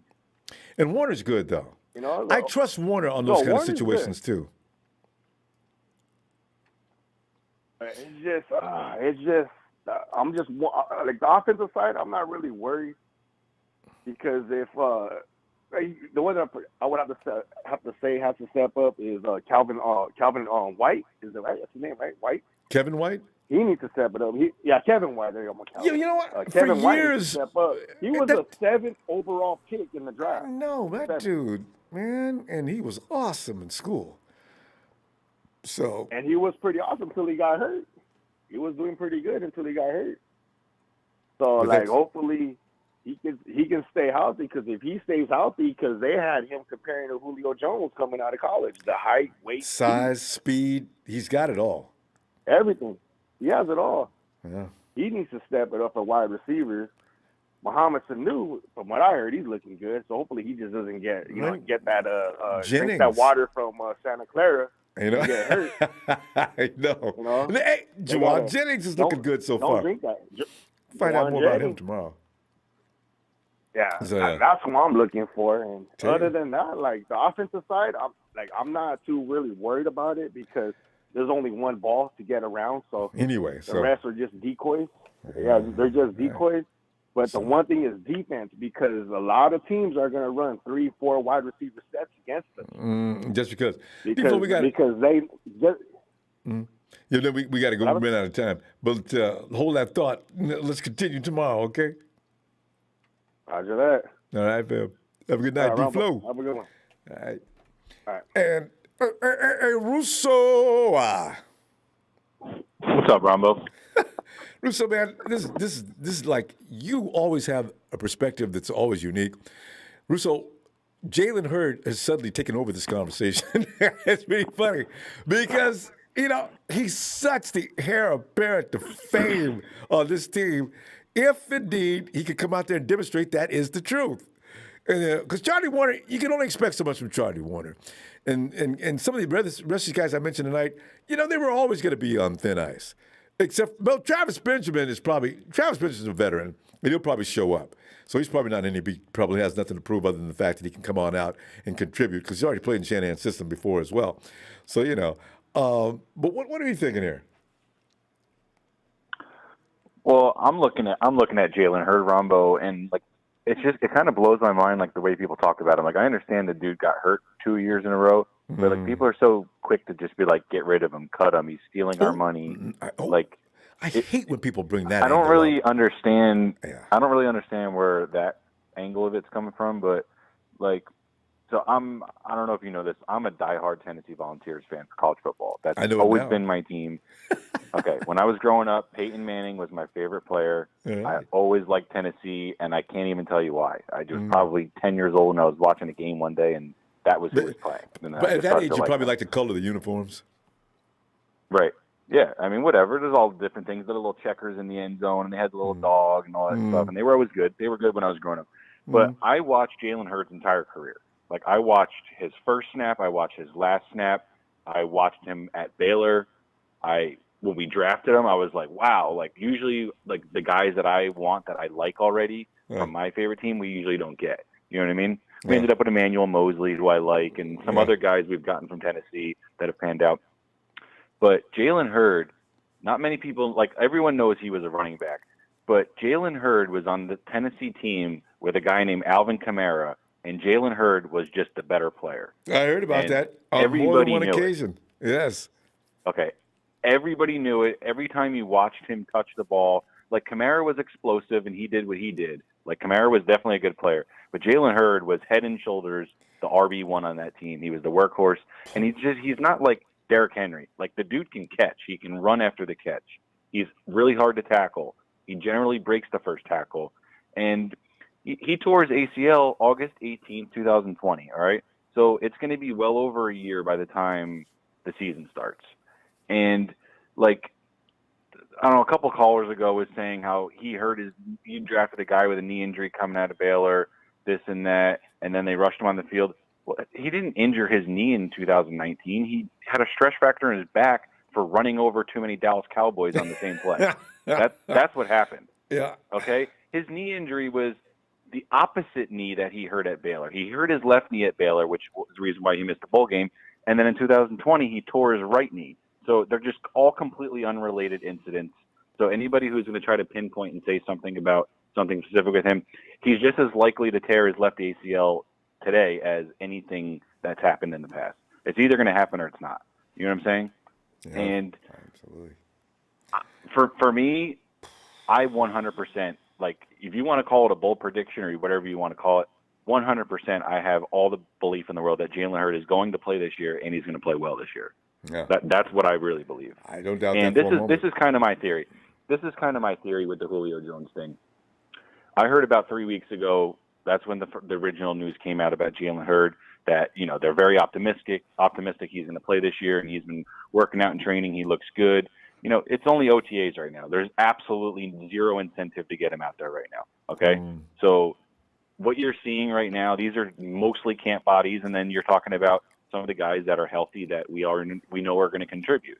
But if there's anybody rehabbing off of an injury, there's no reason to get them out there right now. Let them do what they're doing. They're ramping up the activities. You'll see it more as we get into training camp, and hopefully we'll see some Jalen Hurd in preseason.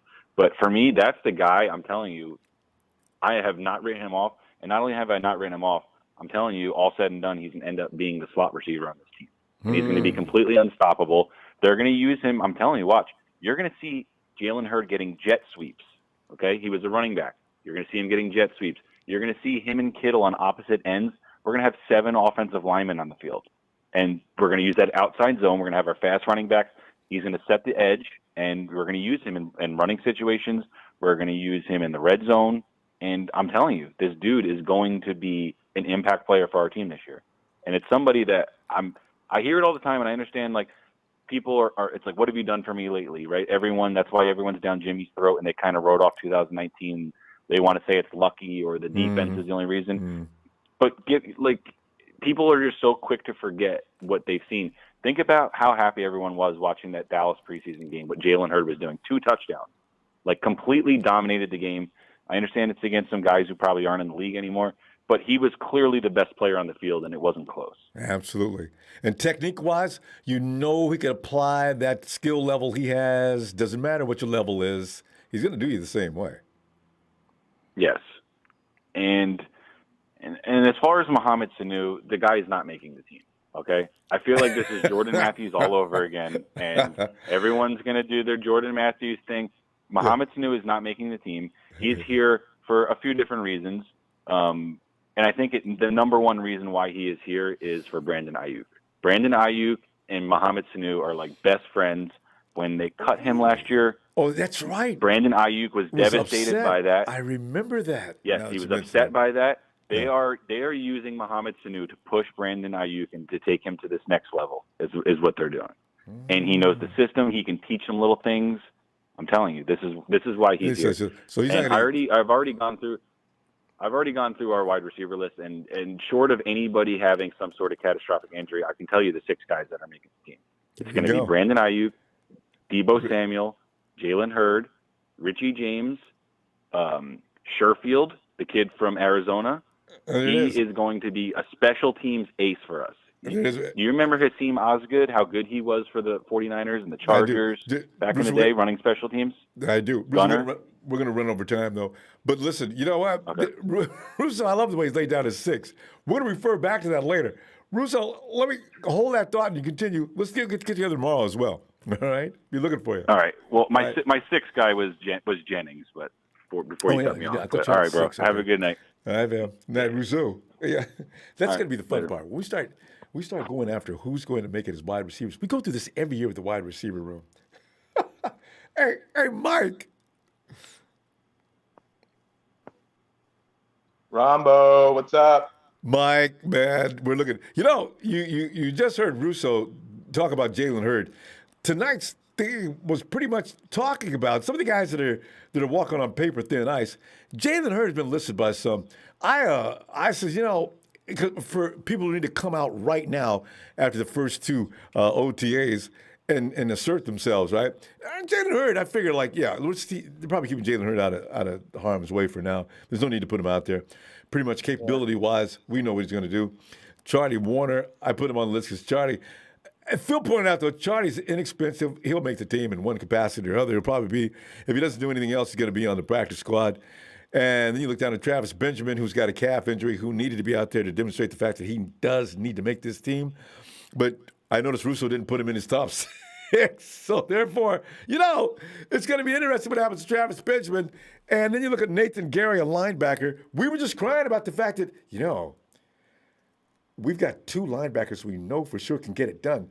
But then, I don't know, maybe Alshar impresses you. I have no problem with him. People are saying we can also incorporate Sosa or Samson Ibukum. He can also play the weak side linebacker. So I don't know if that's such a desperate situation.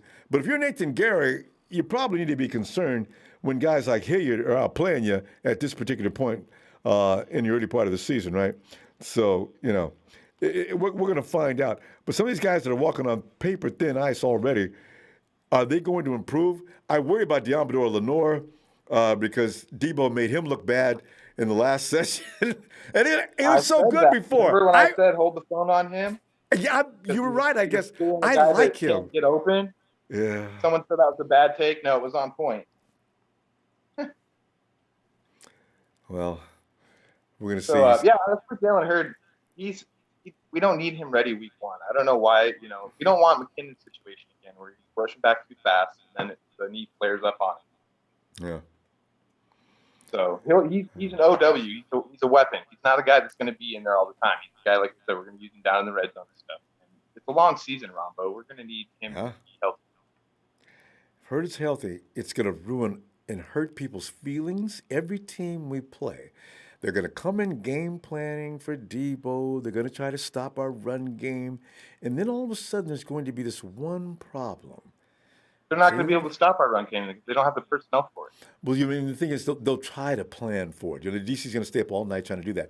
And then all of a sudden, Jalen Hurd is out there presenting problems that you really can't prepare for. This is what everybody's waiting. Can't wait. We have a number 1 wide receiver. He just plays tight end.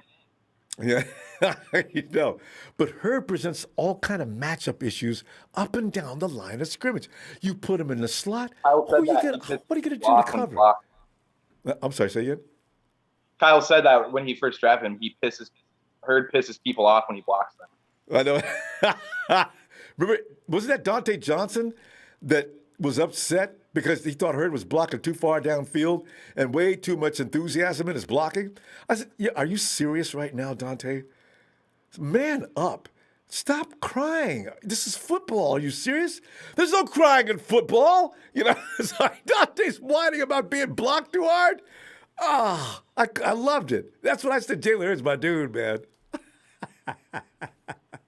But what do you expect from Hurd? I think if he stays healthy, I'm going to reflect upon what Russo just said. The dude is going to be, we're going to have 2 OWs. It's going to be both Jalen and Juice. And that has a nice rhyme to it. T-shirt, Jalen and Juice. Yeah, what Papa Dragon's saying was on point. We don't need action.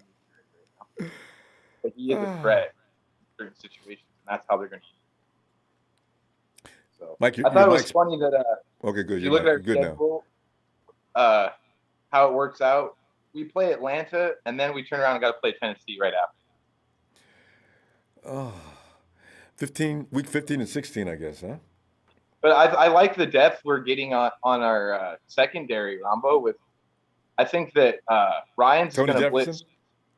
Okay, good. Yeah, sign him, and then Ryan's. I think he's going to be blitzing like K1 and blitzing Hufanga and stuff, and trying to throw in little wrinkles like that. So, especially if Jefferson's ready to go, if he's healthy.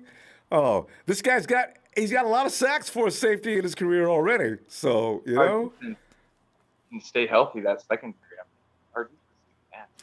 Yeah, that was his first accident. I think that's for Jefferson. That was his first setback. They say he was slowing it down. His production had slowed down a little bit before he got that injury, but it could be that he had another injury that led to that injury. You don't be great all of a sudden just slow all the way down unless there's some reason behind it. He probably wanted to play instead of saying, "Coach, I got this hurt and I got that hurt." You don't do that if you're a certain kind of player. So, and of course, that may have led to that injury. If I had to really try to figure that out. Sometimes guys get injury on a ankle or something, then they're limping on their other leg, overcompensating the whole season, then they get a bad knee. Yeah, you overcompensate like that, it's going to happen every time. Unless the coach or trainer catches it, most players will continue to play because they don't want to get out of the action.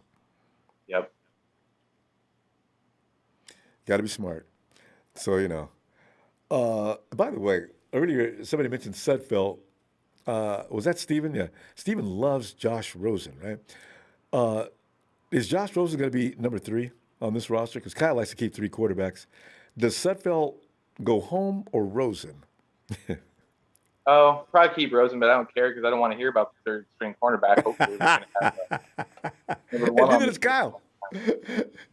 They never get any reps. I mean, they got 2 or 3 passes between them in this whole OTA program, right? You would think if you get let anybody like that play, well, maybe not.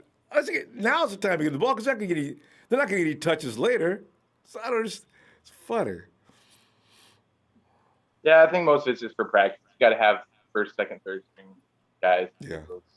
So you can use multiple fields to get things in, and coaches can look all over the place. Yeah. Hopefully, with the us having that early bye, we did have a week 4 bye in 2000. A week 4. Is it week 4? Oh, yeah. Wow. I thought it was week 6. Damn. No, in 2019. Oh yeah. Okay, that was bad. Oh, that was really bad. So yeah. We can work with that. Yeah. We need to blow some teams out so we can, get some rest that way. There you go. Mike, we're going to go. Hey, Mike, we'll be back tomorrow. We're going to get those reports and see who's shining in camp. That's always fun stuff. And I'll be looking for you, huh? You love when you zoom in. I love when people zoom in. Niners all day. Shout out to you and the faithful. Peace. Thanks, Mike. All right, fam. Have a great night. You too. And Emilio. What's happening? Emilio, man, just tell you what, that's what everybody's. If you're a 49er right now and in camp and you're having a bad time, practices aren't going well, and you're starting to look bad, you're probably asking the same question. What's happening, Coach? I'm going to be better tomorrow. I didn't get enough sleep last night. Man, I ate something last night I probably shouldn't eat. But, look, don't write nothing down on me. I'll be back tomorrow. Because I'm looking at Charlie Warner and something.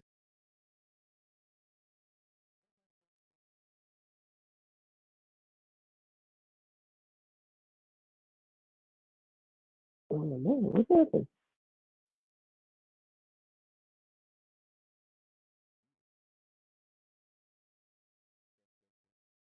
Can you hear me? Yeah, I can hear you now. Okay, yeah, because we did fall out for a minute. I don't know what that was about. Anyway, look at some of the guys that are probably needing to step it up. And, you need to impress people right from the beginning if you were questionable anyway. Because Charlie Warner's number 1 on my list, but Charlie maybe had some things to learn anyway. you look at guys like that guy Gary from the Eagles linebacker, because everybody's worried about our linebackers now. A lot of people are, because they think we're down to only 2. I still think our linebacking room is not that bad, you know. And then there's everybody's favorite guy. Is this the year for that man, Jalen Hurd? It better be. He's been on the team for 2-3 years now. And then anything. I mean, it's not technically his fault. This is his third year. I feel bad for him. He's a good ball player, though. You can tell he's going to be fantastic if he could just get some time on that field. Well, technically, you don't know what he can do, besides if you watch him in college. So we can't say he's going to be great or he is great. Yeah, but he had some light. You heard that report, though, about him being better than, what's the Vikings running back? This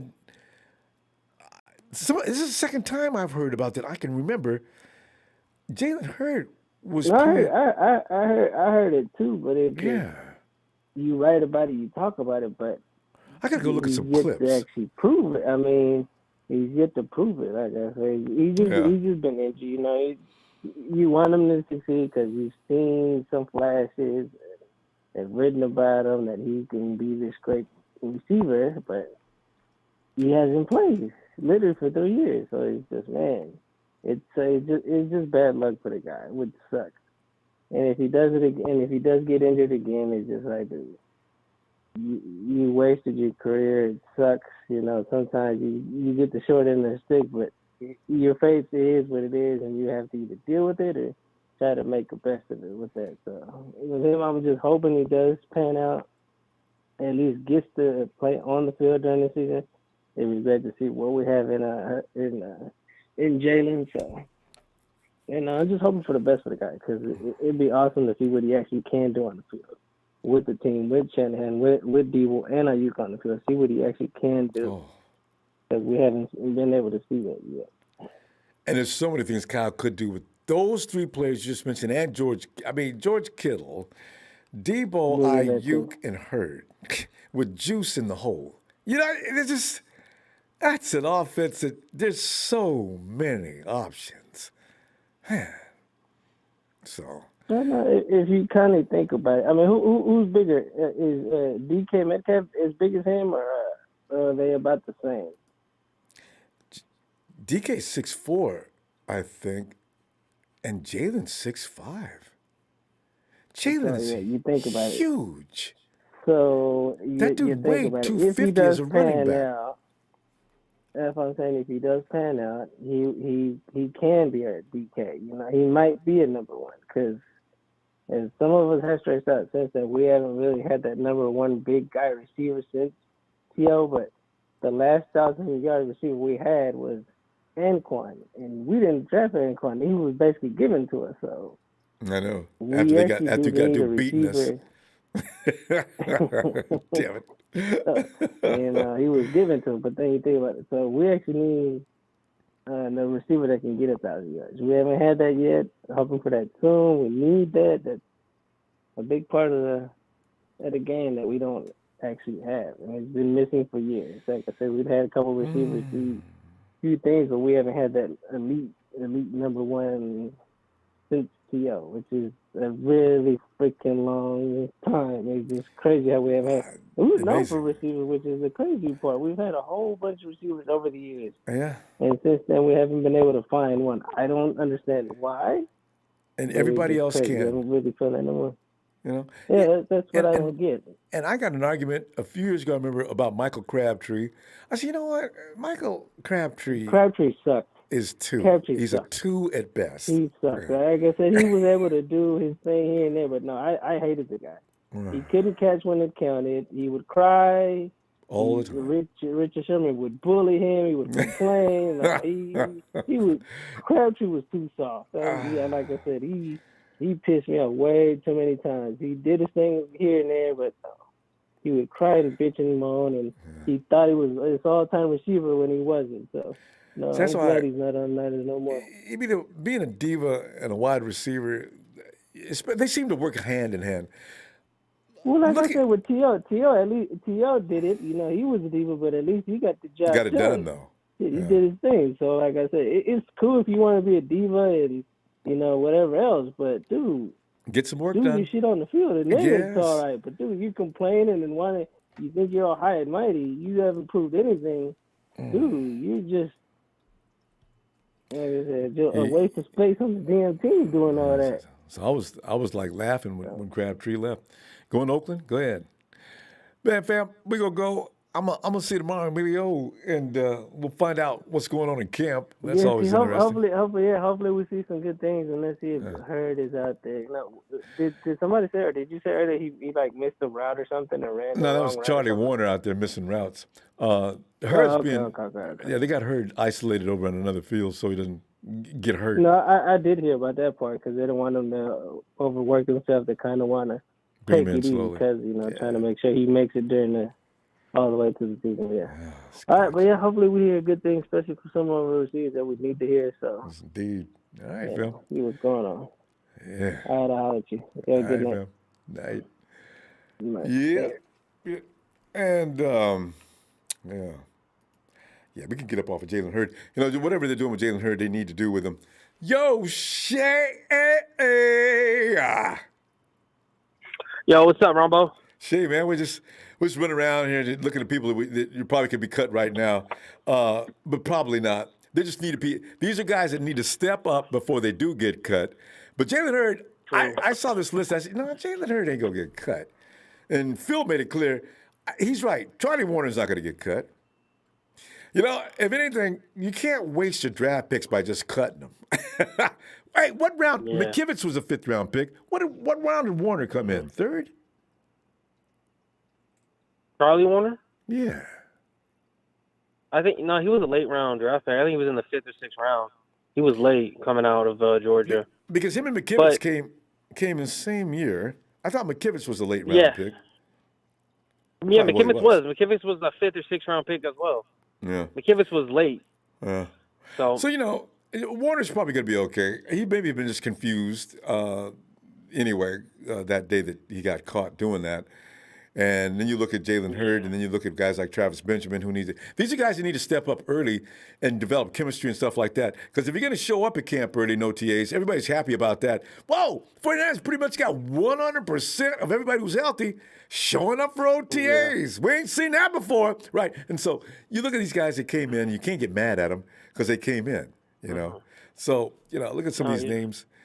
You wonder, Lenore got exposed by Debo last week, but that's Debo, so I can't get mad at him about that. Debo exposes a lot of people, right? Yeah, man. I mean, he's going to take a rook to school. I mean, Debo's been in the NFL for going on, this is his 3rd year, so obviously he knows things that, is going to school a rookie. But, yeah, I mean, I agree with Russo wholeheartedly. I think we just need to take our time. It is frustrating seeing Jalen Hurd. People were trying to list him, not even after the ACL, they were trying to list him like, when he had the back problem injury, they were trying to already, proclaim him to be injury-prone player. And I'm like, well, you can't, you can't do that. That's just unfair. Like, yeah, he missed the season. And, they even got it wrong. They said that he could be returning, and then it ended up, it was so bad that he couldn't even catch flights to be on the plane. He couldn't even go to the Super Bowl, remember? Yeah. Because his back, you just couldn't sit for a long period of time like turbulence. That. Yeah. Exactly. On his back. So, and then he ended up getting hurt with the ACL, and then he ended up deactivating and going and doing his own thing. And, I don't blame him because, the critique, and it's just been unfair to him because, like everybody says, or every Jimmy G truther says, you don't plan to get hurt, right? You don't go out there to be like, oh, I'm going to get hurt today. Let me tear my ACL. Yeah. Nah, man, it just happens. That's just the nature of the beast. That's just how the game goes, right? Yeah. So, definitely hold the same excuse for, Jalen Hurd. He is a 3rd round pick. So I do not believe they'll be cutting him anytime soon. And we've seen it. It took so long to get rid of Pettis, and he was a 2nd round pick, but Pettis wasn't even showing anything. So if you think we're going to hold on for him that long, just imagine us not even be able to see what Jalen Hurd can potentially be or become because he's been injured. So they're going to give him a shot to see what he really looks like. And Cal's going to again truly evaluate him and see why he picked him at 3rd. And let him ball out and do whatever he does in that system. So, yeah, there's no doubt. But, yeah, I don't even know why everybody's talking about the linebacking problem. We have a strong linebacking core. we have 10 people in the linebacker room. And if you want to take away Fred Warner, the starters, Samson Ibukum and Dre Greenlaw, you still got 7 guys. You got Flanagan Fowles, like you said earlier, Nathan Gary, you got that Griffith kid, you got the Burgess that we signed from the Jets, and then you also got the Hillard kid from Ohio State, who I think Hillard's going to make the team. Yeah, he is. No, Hillard's going to make the team. I know me and Lee were talking about him. That was an undrafted free agent still. He's going to fit this mold, and he's a really solid linebacker. So, I'm thinking like maybe Nathan Gary or Flanagan Falls might be cut. Maybe even Al-Shaair might be on the hot seat too. So we'll see with that. But our running back, our linebacker room is fine, man. I mean, we got some studs in there. But yeah, I mean, the next jump that I see is just I mean, I think Jalen Hurts should work his way back. Him and Bosa too. Like, we don't even probably need him for like week 3 or 4, if anything, in the season. I mean, I think we should smoke the Lions and the Eagles back to back. So those are 2 good games that the Niners should win comfortably without those players. Did I hear you say we don't need him back? Are you considering not even snap counts, but maybe just kick back stay out the way for the first 2 or 3 weeks? Well, I'm saying I would like to see that. At least for the first 2 weeks, because I mean, listen, no disrespect to the Lions or the Eagles, but I mean, come on, man. I mean, they're rebuilding.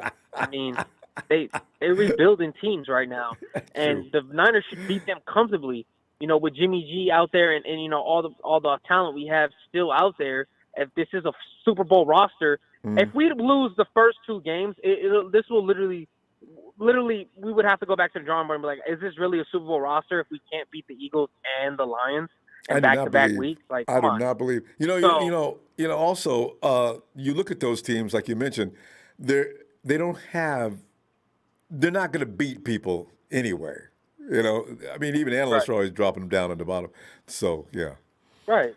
So exactly. So I think Bosa and Hurd, there's no rush to bring them back. I mean, I understand if we're playing Seattle and then Arizona week 1 and 2, it's like, okay, well, damn, we might need these guys actually in the start of the season. But because it's the Lions and the Eagles, they can get some more weeks to rest or, ramp up in practice to take more contact drills. Because, like I said, Jalen Hurd in OTAs was just doing off to the side, doing his no contact, and Bosa wasn't even there. So obviously these guys are still, rehabbing with the ACL and still, making sure that it's strong enough and it has a full recovery before they start doing contact, or, stopping on a dime drills and stuff like that. They're still, stretching it out. So give them all the way from training camp, all the way to the preseason, all the way to, the first or second week. And then, bring them, then that's when you reevaluate them. Like, okay, let's start putting them on snap counts. Let's start, you know what I mean? Let's start getting them warmed up so that way the bulk of the season, which we really need them just from 8, or from like 5 all the way to 16. You know what I mean? And at the end of the season, it gets a little easier, but the bulk is, from starting from technically week 4 to 8 is the Niners got a good patch. So, but yeah, I mean, there's no rush, Ronbo, but like I said, we just need healthy players, man, and just keep going on, and that's it. That's it. Niners just need to stay healthy, and we will win. We will literally win and be a top team in the NFC. So there's no doubt about that, Ronbo. All right, good stuff as usual, Shay. I'm gonna see tomorrow. We're gonna get these reports and get all excited to say, "Uh-oh." It's always one or the other. Right. Exactly. You're right, Ronbo. But shout out to my TNT guys. Shout out to production, and shout out to you, brother. Thanks, we will be seeing you tomorrow. You have a good one. Take it easy. You too, Shay. Have a good night. And I say my dog's best friend. Where is it? There he is. My dog's best friend says, been waiting an hour, just got dropped, let me in. Oh, Casey, sorry, man. I don't know what that. Anyway, Ellis. Sometimes our system does that. We have no control of that, so we don't apologize for that right now. Ellis. What's up, Ronbo? Ellis, by the way, okay, now, let me give this out. 02498, Casey. 02498. Ellis, man, we're sitting here having fun with thinking about, I love the way our conversations always start out at a certain place, and then they start branching out in all different directions. You know, Jalen Hurd was only one person I was thinking about. Charlie Warner was the guy I was trying to understand. Charlie's supposed to be coming in just guns blazing this year because there is a spot open. They're calling in guys like Michael Pruitt, who's probably on the last days of his career, to play tight end for us. And I keep wondering why the 49ers hunting so hard for a tight end. You got George, you got Ross, you got Charlie. And then I read about Charlie. Oh, okay. So I'm a little disappointed with that because I had all kind of faith in him myself. Travis Benjamin should be out there, but he's hurt. But then you already know what Travis Benjamin going to do. But these guys that needed to show something from day one of OTAs, right? And then Jalen Hurd is involved in it too. But Jalen Hurd is probably more a victim of they won't let me practice. I want to. You know, I figure that's what's going on with him. And then you got Nathan Gary, linebacker. Are you concerned about our linebacker room? Do you think it needs a little turning up, the volume on that room, or are we okay? Because what Shay just pointed out is accurate too. I agree with that. We got plenty of linebackers. We got guys who can play linebacker. If we're going to take Tony Jefferson, Tony Jefferson, the way he hits, he could probably play linebacker position, and he's good at going after the quarterback. There's all kind of things we can put players. We can play some guys out of position and still get work done. So, but what are you thinking?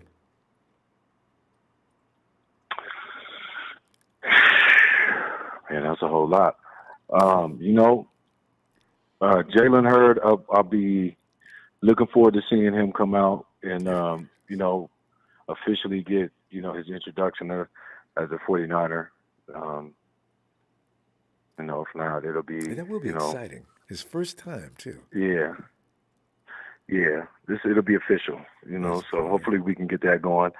And we got a lot of guys there in receiver. I'm not concerned about Travis Benjamin not being there. And I still actually have a little some faith in Austin Watkins. Do you? All right. Yeah. I heard one of the guys from the Niner Report that was talking about it, and he was saying good things about him. I heard Grant saying negative things, and I heard you hear just all these different stories. So you don't know, but So, but I think he's going to make. I think he'll make the team. Honestly, even though we haven't heard nothing about him, there'll probably be a sleeper on a wide receiver. Spot. And then the linebackers, we don't need to get any, more linebackers right now. If we were going to do anything, we need to do something on the edge, to get another guy just in case. Because if we're, let's just say hypothetically, D4 doesn't play snap until, week 3 or 4 when he gets to come back in, officially and play. Somebody's going to be having to have that starting position, and the rotational guys are going to be who? If we don't have a D40 even coming in taking any snaps or Alice, guys like that. Have you lost faith in Ibokam? I mean, he might. No. Well, that's what I'm saying. If he, but if he's there, then who's going to, who you going to rotate, or who's going to rotate in and out with him, or is he just going to play every down? We got about 3 guys. I'm just saying who's going to consistently give him, be able to come in and replenish the defense on that side of the ball. So I don't know. You remember that guy we had last year, though? To me than linebacker. You remember the guy we got over from the Raiders? We got 2 guys from the Raiders now. We got Arden Key this year, and we had another Raider last year. That was exceptionally fast, but he just hasn't established himself in the NFL. We got both guys now, and then there's Will. You talking about that safety? No, the edge rusher. Dude came out in 2017. He was a badass too. In school. Okay. And then it was Arden Key. Because that last year I said, we're going to get some good production. I'm glad we got him. I keep hearing good things about him, and so it sounds like we're going to get a nice little surprise, for Arden Key. We're going to need that, Yeah. Surprises would be nice. Stability, man, and that depth for sure. Yeah. But and I'm glad the Tony Jefferson signing.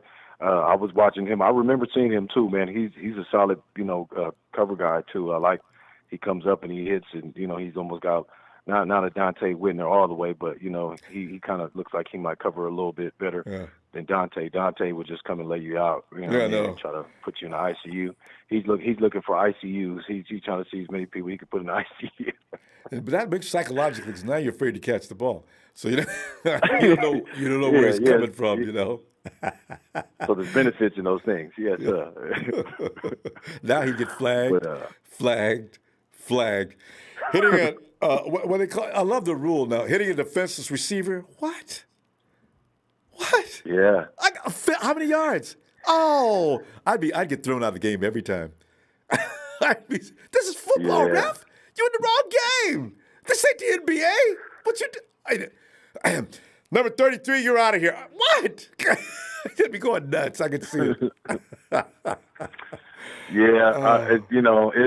It's pretty crazy. I got ejected out of the game before, and I was pretty. Yeah, no, it wasn't cool, and I was mad at myself. But when you reflect on it, when you sit down in the locker room, but while you're on the field, it's so annoying. And and you get suspended for the next game. If you get ejected for a game, you get suspended for the next game too. So you got to miss that rest of the game, and you got to miss next week's game too. And then you go ahead and get fully mad because you know the consequences. Now your boys is trying to hold you back because you're getting too close to the ref. Right. Exactly. Emotions. It's crazy how they get out of control like that. Give me a pad real quick. Give me a helmet.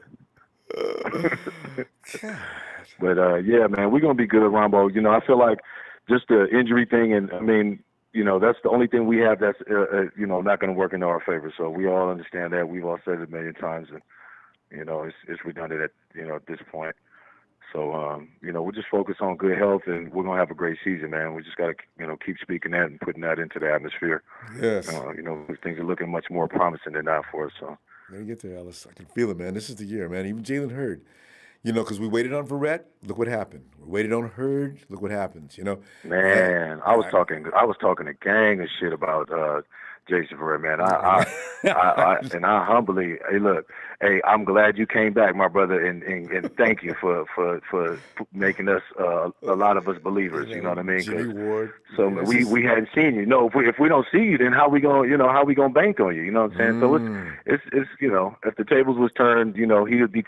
He and anybody else would be doing the same thing. It's just part of the game, but it's honest. So all right, fam. We'll see tomorrow. Can't wait for the reports to come out, man. Because them guys, man, everybody but Grant. Man, and shout out Jimmy Ward, man. Shout out Jimmy Ward. I feel like Jimmy Ward is going to take a real serious leap in his leadership role, man, this year, and he might F around and be a Niner for life, man. You never know, but we'll see what happens. Pro Bowl. Yeah, man. He's a classy kind of guy. He turned down the Raiders for more money to stay with us, so I'll never forget that. I know I talked about it before, but I'll never forget that. Anyway, thank you, Brother Rombo, for the platform as always, man. Appreciate you, Bill. And shout out to production. Yes, sir. Make sure y'all hit the like and subscribe, and we'll be back, fam. Much love. All right, fam. Have a good night, Ellis. Here he goes. And Ellis points out something we should point to our resident irritating Raider fan in the chat. J-Dub could have made more money playing with the Raiders. He said, no, oh, hell no. I'll go back to San Francisco. Thank y'all. If that's the only place I can go work, I'll quit. If the 49ers don't want me, I'm done. Hey, Casey. Casey's back in. Casey, come on in, man. Ronbo, thank you, man.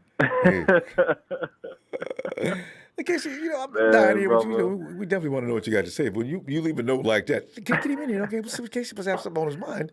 What is it? Because you know what we're talking about, right? We're looking at guys that needed to come in from day one and assert themselves, right? Because you could Travis Benjamin last. Anybody that opted out last night for COVID? Okay, so you missed last year. Let us know you're ready to play ball now. Get out here and let's get busy, all right? You got to develop chemistry with the quarterbacks, Travis Benjamin, Charlie Warner. What did you mean by running that wrong route? And Jalen Hurd. We've been looking forward to this. Let's go. Nathan Gary, are you going to play linebacker or are you just going to be special teams, too? Because what happens if we need you to play front line? So it's like pretty funny. Some of the guys that are already not asserting themselves and not being impressive. I'm going to give Jalen Hurd, I'm going to take him off the list and give him a bye on this, though, because Jalen is to be well taken care of until it's really necessary for him to get out there and start bouncing around with the guys. But what are you thinking? Oh, we got Tony Jefferson too. Is that got you pumped up?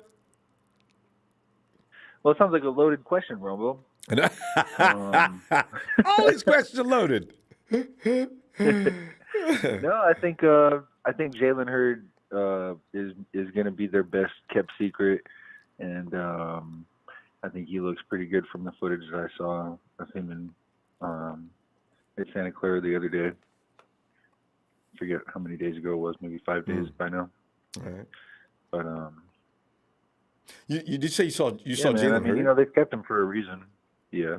Oh, okay. How big does he look? I saw him running around, and he looked great. He Size-wise, when he you looked look at the him, same. I'd say he looked like he had really good bursts coming out of the routes, or the route that I saw him run.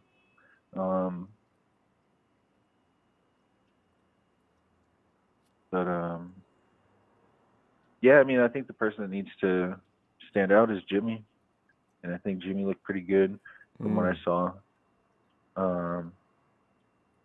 But Trey is kind of just playing at like a different speed.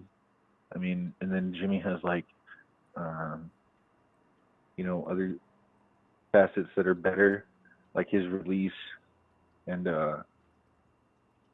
you know, Casey, offenses and whatnot. you could see these guys. Were you near a near field or so? How'd you see this? Oh, well, I've been seeing it online. Online. Okay. YouTube. You way you were saying it, it's like Casey was near the facility watching it. I thought you had field glasses or something. I mean, they both looking look from a really good. distance. Yeah. I think Jimmy looks, you know, from what I've seen, like Jimmy looks really good, and I think he's clearly better today. Yeah, he's. But like, you know, when Trey like does like some rollouts and stuff, it's just a whole different speed, and it's like, oh my god.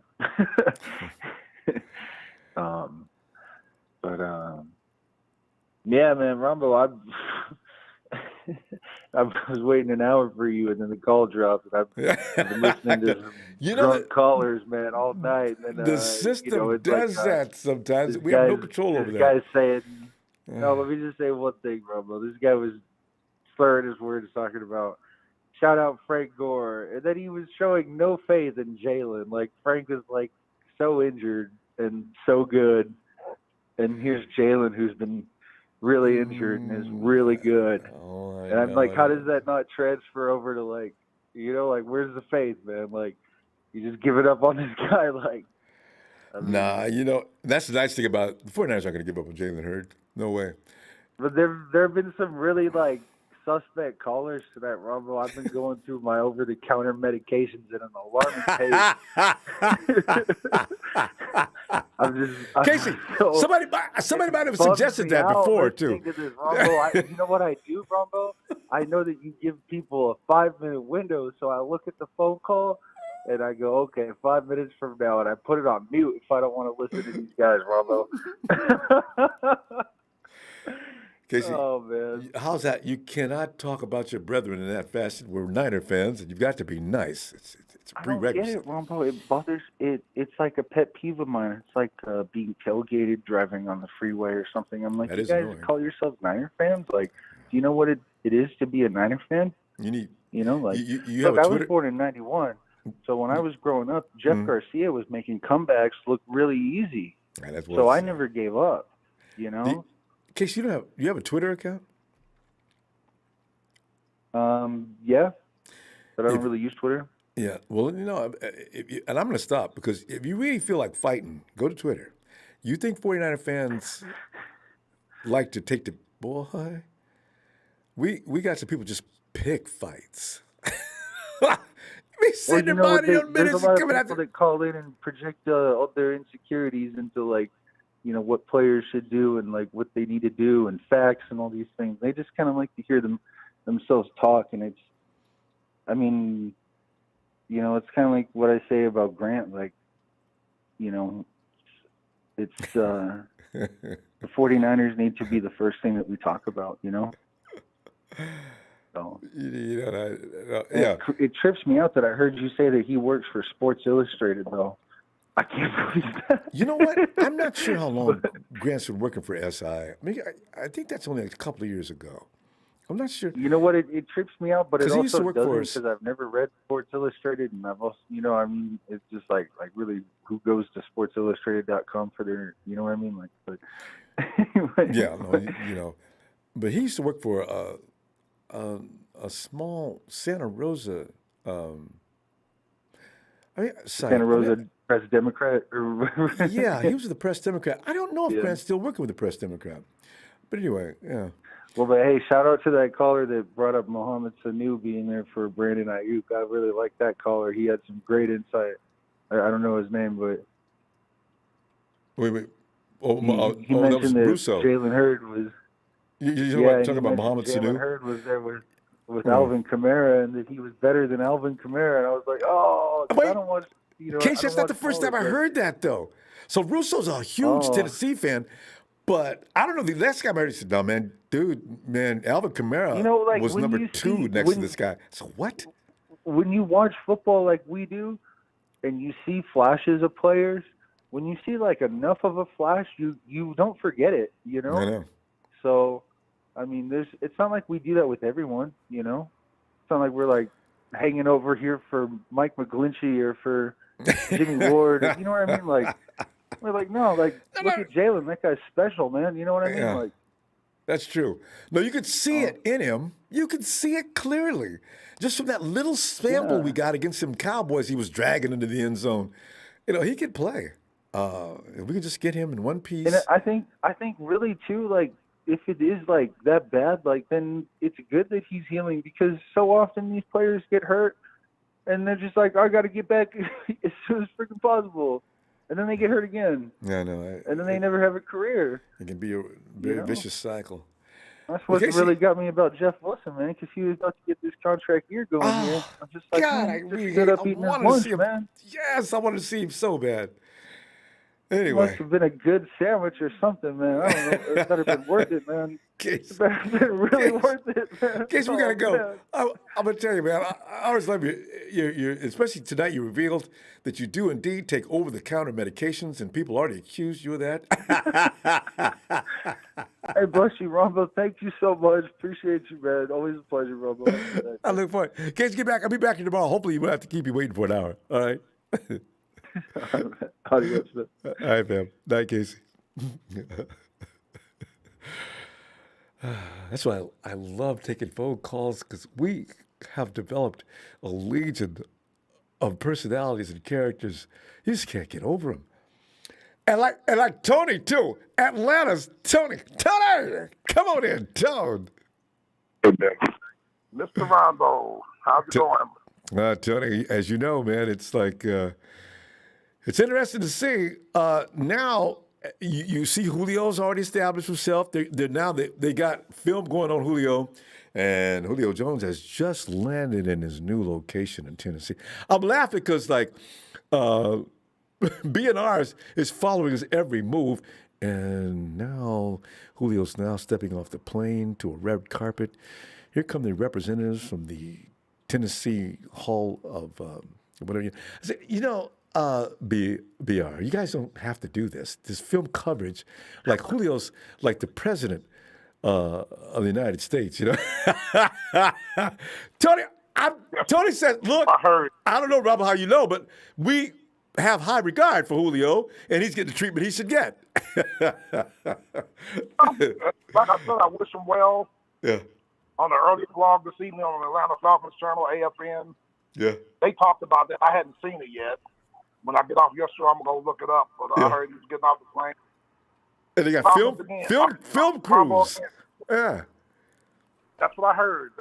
But Falcons fans, the hell with them and all this. I said, that's not a classy way to do that. He gave us 10 great years. That's cold. That is 10 cold. great years. So to me, though, the pressure, because Matt Ryan ain't going to ball out. The pressure's on Ryan Tannehill because he doesn't have Ryan Tannehill got cut by Miami, picked up by Tennessee when Mariota was the starter. But why did Ryan Tannehill succeed? Because of his offensive coordinator, Arthur Smith, who is now our head coach. Arthur Smith is not there anymore in Tennessee. Stay tuned on what happens with that. Well, because Tony, Maybe the you heard thing it here is, first. he's opposite AJ, and when you got Derrick Henry, you're going to run the ball a lot. So I do wonder if at the end of the season, what y'all, Julio, y'all didn't really need me. I could count real quickly. I remember every throw I got. Julio, we go readjust. I know, but I came over here to win a Super Bowl, and here we are fighting for a wild card. And if we lose one more game, we're out of it. You know, Julio seems like the kind of guy that he's not a quiet man, is he? Actually, he is. Is he? He's not going to say anything. Talks with his accents, but they were talking about Julio's blocking. Is one of the reasons why they brought him there. Julio Jones and Mohamed Sanu were the two best blocking wide receivers in football 4 years ago. God, that's why Kyle loves him so much. Yep. Yeah. Yep. So, Sanu can block. Julio can block. You know, that's why Devontae Freeman had all those long runs. Tevin Coleman had those long runs. If you look at the film, look at number 11 and number 12 down the field blocking. Yep. So. Well, he would have been awesome. Well, Kyle already knows, but they just couldn't. The Tennessee Titans outbidded everybody. What they did, nobody was able to do. I read the Titans gave up. You probably know the deal. What they give up for him? Nobody could touch that deal. We gave them Julio Jones and a 2023 sixth-round pick.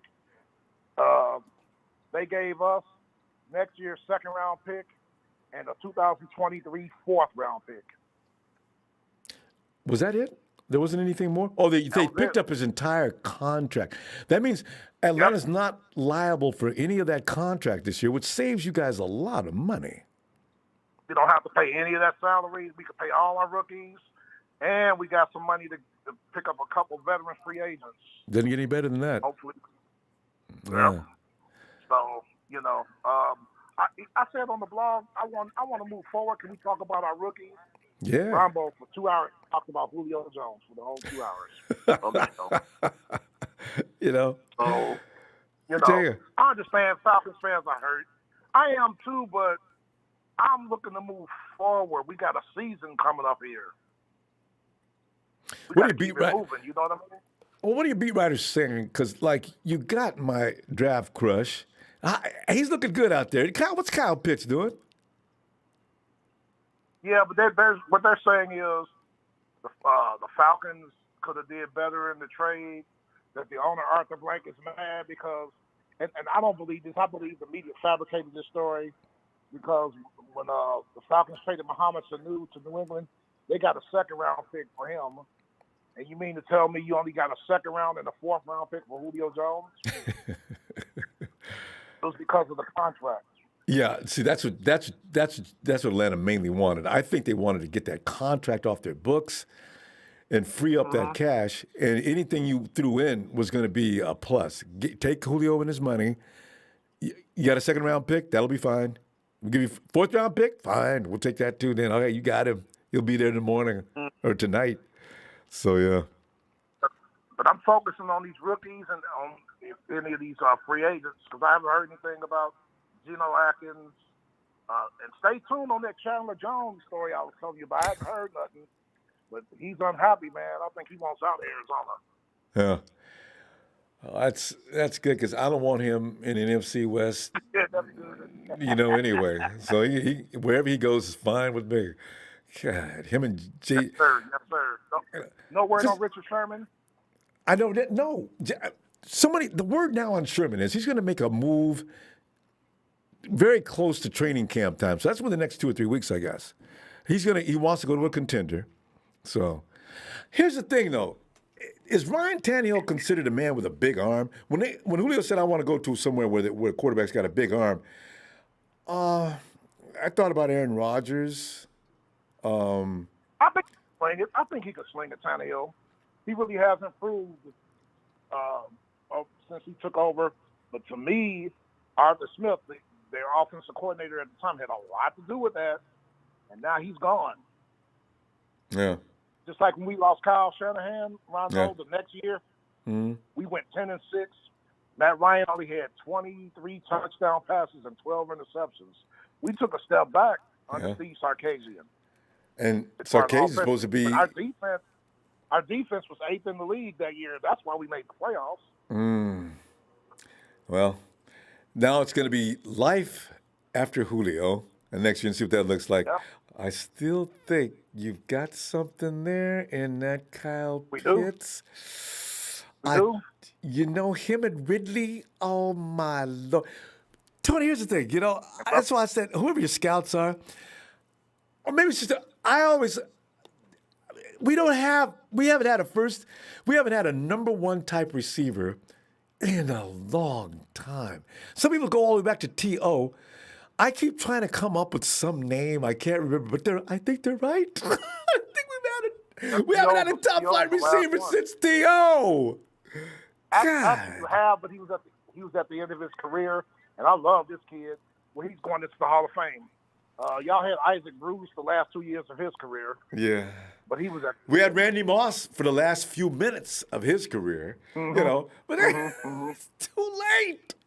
We're going to get it. Yeah, exactly. At the end. Ayuk. So. Ayuk's going to be that dude this year. He's going to Ayuk, we got the loot. Yep. I think maybe. We'll see. Yep. And Debo's going to make a return. You know, Debo? Yeah. He's such a multi-purpose guy. I don't know if he'll ever be the guy as a wide receiver because we use Debo for everything. So, you know. But, Tony, we'll go. Hey, because I'm going to see. Tony, be back tomorrow because, you know, press is going to be out there making their assessments, want to hear what they talk about. So, you know. All right. Yes, sir. And I'll keep my eyes for any signings, and I'll get back with you tomorrow then. Love it. All right, Tony. Have a great night. All right, have a good night. You too. And fam, I'm gonna go ahead and time for a late night pig-eared sandwich. Damn, appreciate you. Thanks for the contributions, guys, and the likes. Let's do this again tomorrow. Better get those reports. Who's doing what?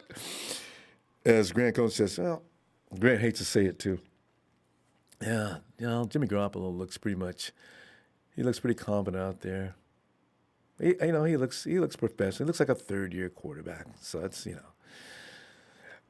It kills Grant to say that. This is why I got a kick out of it. So tomorrow, if he still got that Solomon. Grant, you know I love you, man. Because, you know, I tell you, it's going to be interesting to see. People don't know. I got Jimmy G really kicking ass this year. Mainly because of the fact that he was first. He doesn't say anything, but I know he was insulted. You could tell. He's not saying a word. He said, okay, all I want to do is give him the chance to compete. Now watch what you see. Jimmy G, I got him going 8-0 to start the season, at minimum. So, you know, it's going to be interesting just to see how well that well-oiled machine, especially with Alex Mack at center. Tell you, fam, wait till week 8. I would say, fam, I told you, you stuck the bear with a stick. I do this every year. I always get one thing I can always go back and say, I told you. Anyway, I'm not here to piss off the Trey Lance people. I'm just saying, Jimmy G is going to soar this year.